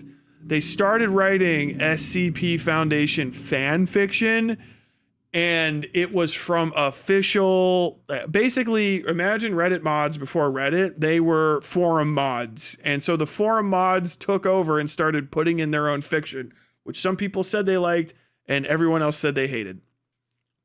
I remember one of them because I was like, what's going on? What is this? People were like, oh man, this is the new great story from this fucking guy. I can't remember, but it was the doctors. Okay. So there's like 4 or 5 classes off the top of my head. Class D personnel, which are, you're going to get cleared, right? You're just random prisoners and people and homeless fucks that they steal off the street. They're going to put you in the fucking meat grinder. You're going to die. Okay. Class D personnel. Then there's like class C, which are guys with guns that push the class D people around, but also they get killed. Then there's class B people who are like esteemed research assistants. And then there's like class A, I can't remember these are all the names, but then those people are like doctors. And then there's like the doctors over the doctors, and then the people that actually like run the SCP Foundation, right? So a bunch of the mods were just called doctors. So it was like, yeah, you're doctor this, doctor that, doctor this, doctor that. And it fucking sucked, dude. So these guys would write some fan fiction that was rough, and it caused a gigantic revolt inside the SCP from the get-go, and they lost the first few revolts. They lost. The good people with taste lost. The heroes lost. And it was like, excuse me. So like, they were like, yeah, this is the doctor. And I remember this one, and he was introduced, and he had a wide-brimmed hat and a cloak, and he would do quips, and he had to go to one of the off-site Foundation ones, which turned into a thing. This started on SCP Foundation, and it turned into a creepypasta, and no one knows that this happened, and I swear to God I know that it did, and then no one talks about it. It's this stupid, I can't remember. Did it eventually became another thing? I think it became the Johnny the Killer or whatever, but basically it was a house. And if you go into the house, it's out there, and you'll see different types of things inside the house. That creepypasta started on SCP Foundation as an SCP that I think was on the wall of the house that would turn it into the house and you could take it out. Or vice versa, that got changed in SCP Foundation. But then it turned into this whole thing, and then that turned into a byproduct of one of the major creepypastas that popped up after Slender Man and no one remembers the Ritter, Der Ritter, the Der Ritter fucking thing. That all of those from Axe back in the day, some of the ones that didn't make the cut, they didn't get turned into fucking dog shit analog horror video games that you 3-year-olds played on fucking Steam that are all now in your mid-20s. God damn it. But he was going to that fucking house or a knockoff of it and was like, yes, I will do this. And I read that one. I was like, I can't even make. How long is it? There were 7 chapters to it, and they were just endless scrolls. Fuck you. No way. I'm not fucking reading this. I am not fucking reading this trash. Fuck this. Oh my God. And then I read some other ones, and like it was, you know, another one of these goddamn doctors, and he was like doing fucking quips, and he's the coolest guy ever, and everyone's like, oh, I really want to talk to him. He's like, yeah, not a lot of people know that you can just end these reality warpers by using another reality warper to de-warp them. Kind of like, oh God, no. And that shit started getting into the articles, which is where the rebellions happened, because they were like, we should be able to write whatever we want. We're the ones that maintain it. You have no idea. And so like the work that we put into it should be allowing us to do shit. And so the SCPs got added relentlessly. There were like 10,000 or something at some point. There were a bunch that were sexual. There were a bunch that were weird. There was tons of them that were like just raw trolls, or you couldn't tell if it was a troll. Like someone would be like, this is just My Little Pony. Friendship is magic. And then the next one would be like, this is the actual SCP that's talking about this one. And it became hyper self-referential and just collapsed. And it was horrible. And I remember a bunch of things were deleted from it. Some of them were apparently, there's people would just steal stuff from books or real properties and put it in there. You know what I mean? So like Chucky the Child's Play doll or something like that would be in it. And it was, dude, it was fucking miserable to read. It was like the worst content you've ever seen. And it happened kind of like, bloop. And you would try to look at it because, you know, I get on fucking, you know, X, whatever, 4chan's paranormal board, like horror stuff. And you're looking at it like, what the hell is going on here? And like, what? That's not that one. And then you find out that like people had caused that there was like this revolution, and I think the SCP Foundation split into two chunks for a second, unironically, and like there was there was a schism between like the orthodoxy and the non-orthodoxy, and then those had to get combined, and then there was a great exodus of people who were writers and editors, and there was also like a purge. Dude, it's like trying to fucking figure out English history for 1,000 years from like just like French rumors about what the hell's going on in Britain. It was nuts. Like, I think there were fucking accusations of criminal behavior at some point. Yeah, the SCP-677 redacted and the redacted and redacted but redacted. There was one that was like the redaction, you know, redaction itself. It was horrible. And so I stopped looking at it. And it was very funny to see people pick it up again because, you know, the word on the street at the time was it was just dead. Like they're like, no one uses it. No one looks at it. It's people have deleted a lot of like fan favorite or really respected ones that are just gone now. I remember one that was like it was an interesting thing about a tomb. I haven't seen it since, but it might have just changed numbers. You know what I mean? It was like 15 years ago I saw this stuff or more, however fucking long. And like dude, and it happens to all of these fandoms that people let in. The second the backrooms started adding more backrooms, I was like, oh, it's fucking SCP Foundation again. This is going to hell in a handbasket. No, of course it did. You know, people just stopped paying attention to even the rules of what made it good in the first place. And they're like, fan fiction on fan fiction on fan fiction. Why I think fan fiction is bad, ultimately, is eventually it leads to complete meta gaming, self-referential nonsense. It is a bad way to write. Even fan fiction that is like returning to intellectual properties. You know, for Marvel movies, you hate it too. You're like, what is it? Well, because ultimately all Marvel movies these days are fan fiction from people who aren't even fans half the time. You know, it's just somebody's like, well, you're a famous fan fiction writer. Could you just write some fan fiction for us? Like, I could pretend to care about MODOK for $5 million. I could pretend to give a fuck about a lot of things, you know? And so, yeah, you're left with this stupid shit. And it just gets worse and worse and worse and worse. Cut a class are the least interesting if you're a talented writer, in my opinion. Yeah. The thing that annoys me with SCP is the stories either have to have over-the-top gore or worse out of detail entirely. Lack of tasteful balance. Yes. Inert Safe, Euclid, Keter, and then NKX. What the fuck is NKX? Oh, God. There's a new class? Always with the and his genitals were destroyed. Yeah. Blood up the redacted. At least 17 gallons of redacted. I remember halfway considering trying to get it right. SCPs. I never did because I never had an actual idea. I know I just ended up being goofy about it and didn't want to ruin the vibes. Yes. Yeah, it's interesting for a second, but it's like also you could just fill out your own Wikipedia. Do you know what I mean? They look the same, but the horse head is 6596. No, it's 638 or whatever somebody posted up above. That's what it's supposed to be. That's what the picture is of. It's not literally like described. That's what it's a picture of a decayed horse head. Infinite IKEA is still one of my favorite SCPs. Yeah, it became the back rooms. I like the steampunk statue that would tell you how you die and talk about Julius Caesar. Also sci-fi. Just activated me like a sleeper agent.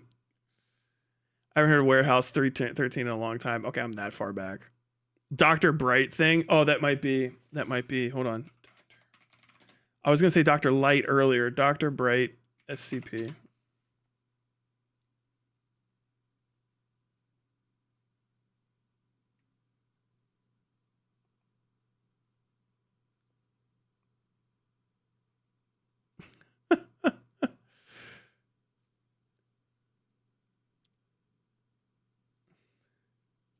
Dr. Bright SCP story.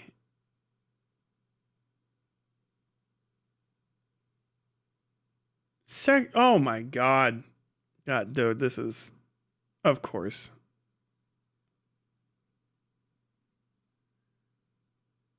Where's the stuff?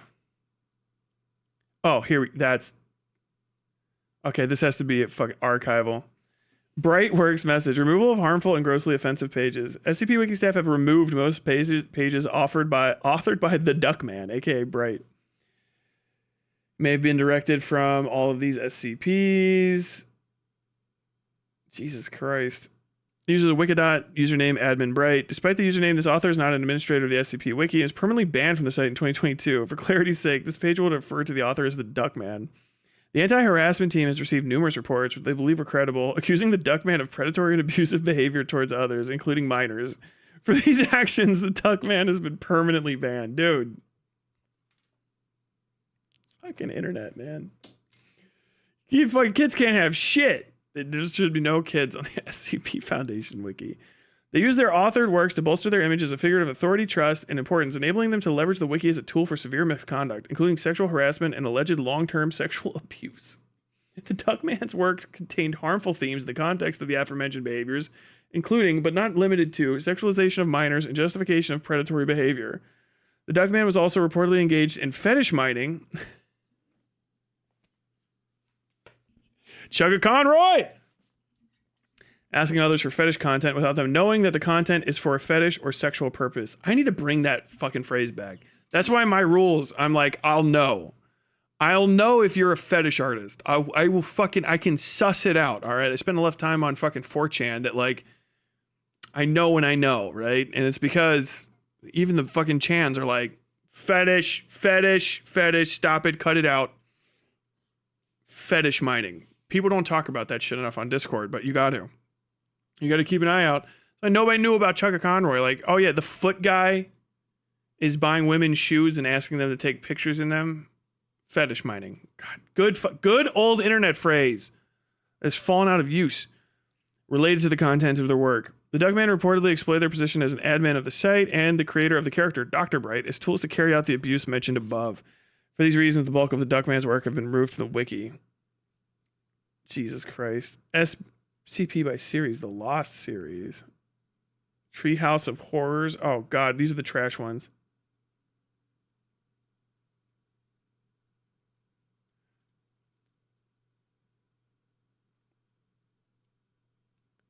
Data lost. Page doesn't exist. SCP LO85. I mean, yeah, this is dog shit.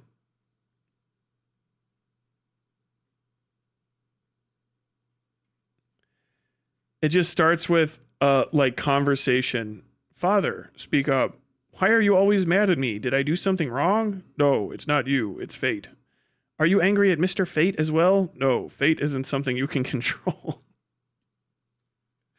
SCP-LO85 class data laws special is to remain sealed and inaccessible except during authorized testing. attempts to read journal SCP-L085 is a journal covered in flowers. It contains the writing of a father and anatomically accurate descriptions of the human body.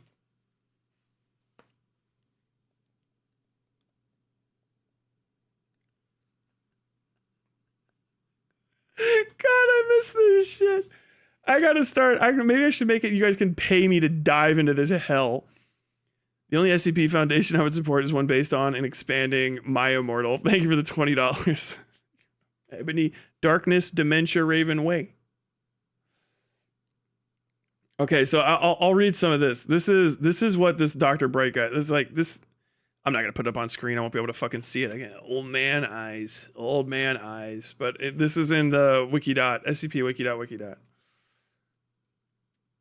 Just so you know what this is like. So there's that. And then I persuaded him to go to 078's cell and covertly switch the power on. Several weeks after that, he hung himself on a pipe in the maintenance. Dr. Bright smirked in satisfaction and leaned back, perfectly balancing his chairs on its hind legs. Dr. Bright laughed. What do you know? I've almost forgotten this story. Now I remember. That's exactly how it happened. He scratched his 3-day stubble in thought and slid his hand over his graying hair. Makes you think, right? Harsh midday heat was streaming into the cafeteria. The sun's rays almost melted the glass, making every surface they touched scalding hot. It was... It was stuffy indoors, and the doctor tugged at his shirt collar, trying to let some cool air under his clothes. What did you expect? Bright, the one that had been silently standing in front of the coffee machine and attentively listening to the conversation, finally spoke up. We've been in these bodies for a long time now. Each one has their own destiny, their own memories. We become more independent and start mixing things up. I, for one, remember this story differently. He reached for the cup, which filled up with a fragrant coffee and waited for him on the tray. Turning around, he accidentally brushed the ukulele on his back against the edge of the table, and the instrument gave out a quiet major chord. The ukulele man. Dude. It's just so antithetical to what was good about SCP Foundation, you know, like leaving something to the imagination, and that's all shit I would rather have just never been imagined. It's not like the worst thing ever, but it just so does not understand what it's supposed to be. It just misunderstands the work to such an extraordinary degree. It's like, what were you trying to do other than bogart attention to your own bad prose by like involving yourself in a community and not even making stuff that community would like? Oh my God. SCP and SCP Classic. No, when you look at the thing, it's all of these series, there's 10, and then the Lost series. So those 10 series and the Lost series are all different iterations of SCP Foundation, basically, in a simple sense. Some of them have carryovers and some of them don't, but basically, when they let people self-edit the wiki, it just got crazy, and then I guess one of the terrible writers was a sex pervert, and it just turned into this entire fucking thing. I know, you're like, oh no, I know the SCP Foundation. Like, dude, if you're not at least my age, you wouldn't have been on the SCP Foundation when it was around first. I might have even been on the second iteration or the third, you know what I mean? And it just keeps changing. It's fucking bonkers.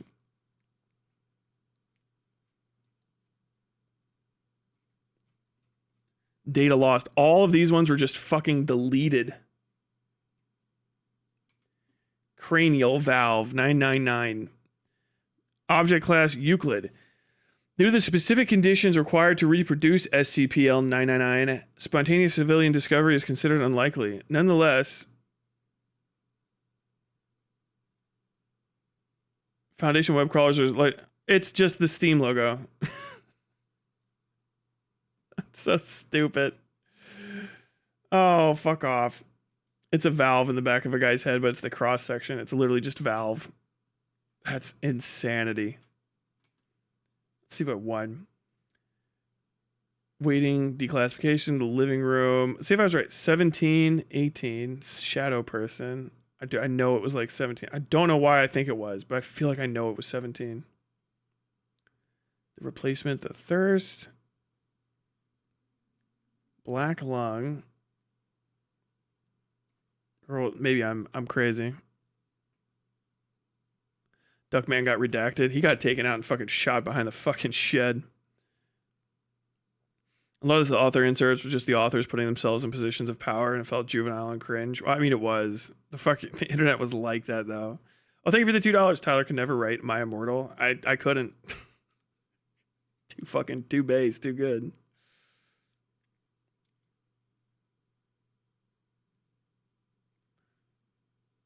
Internet people love to organize and catalog everything. Well, you know, certain people. The Office of Dr. Redacted. I wonder who that could be. Oh my God.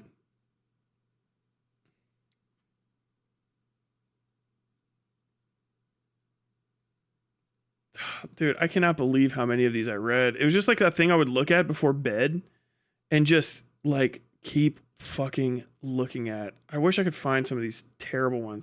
There's so many.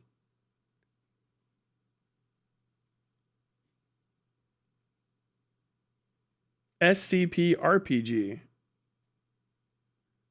Contained on air-gapped computers. Oh, it's a video game. The posing the video game, I'm guessing. There has been an error. Please see this zip file. Oh God, you can download a fucking zip from here?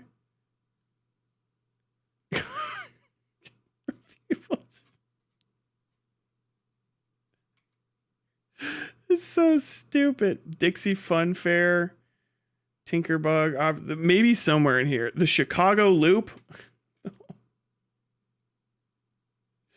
What? Okay. All right. I'm done looking at this. This is just gibberish nonsense. God damn. It was so bad. It was a bad time.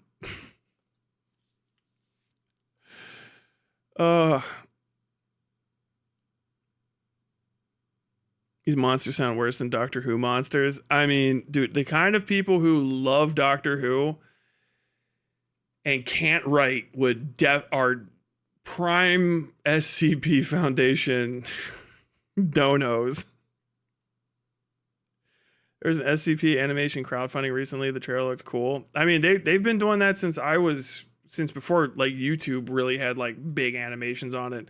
I think the first ones I saw were on Newgrounds forever ago, maybe, or rehosted some sort of Flash animation. You know, it is what it is. Look, we got to start wrapping this up. As always, this episode is going to get taken down. It may or may not show up on the VODs channel.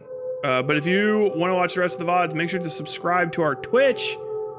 And if you're subbed to the Twitch, and just go over there, you'll be able to find it easier. And also the VODs are just going to be there. They have to come down off of the YouTube because YouTube's a bitch. That's it. It's too loud. I don't know if I'm going to be back tomorrow because now I want to see if I can't scrub up a quick video on this whole Alex Meyer thing to talk about him and sort of what you might have missed about Obsession. Because it's a good movie. It's a good movie.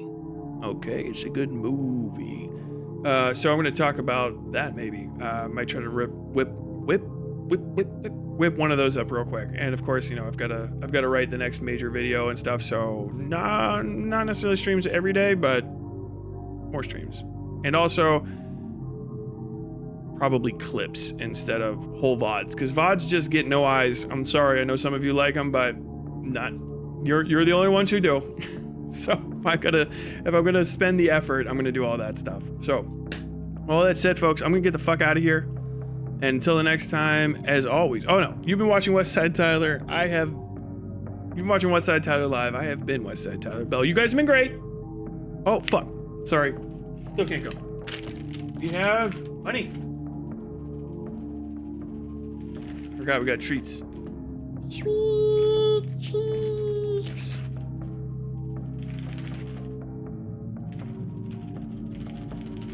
Wonder if he can even hear me. He might be asleep underneath the bed.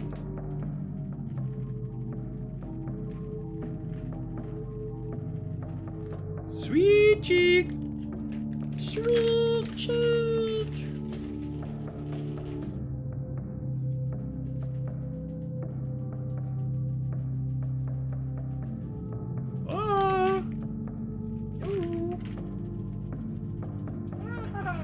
Yes.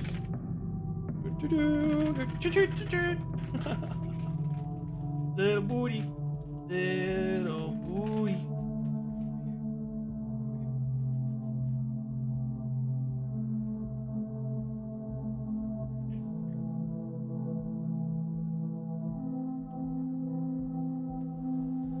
Blessed boon. Oh, no socks in the shot.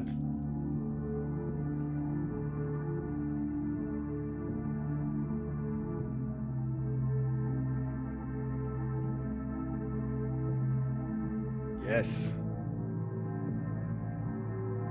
Thick bone. Oh, wiggle, itch. You want some pet? You want some pet?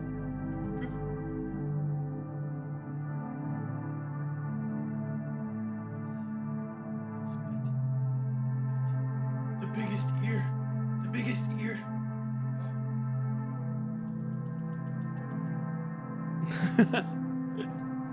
Big bun. So floof.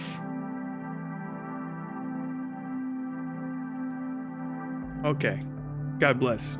I'll see you guys later. Don't forget you can catch the VODs. The rest of it on the Twitch. So subscribe to the Twitch. I don't know when I'll be back, but if you want to keep abreast of that stuff, follow me on social media. Make sure you hype goddamn Cruelty Squad video. Follow me on social media, all that good stuff. Join the Discord, and I will be back when I'm back. And until next time, as always, stay safe out there.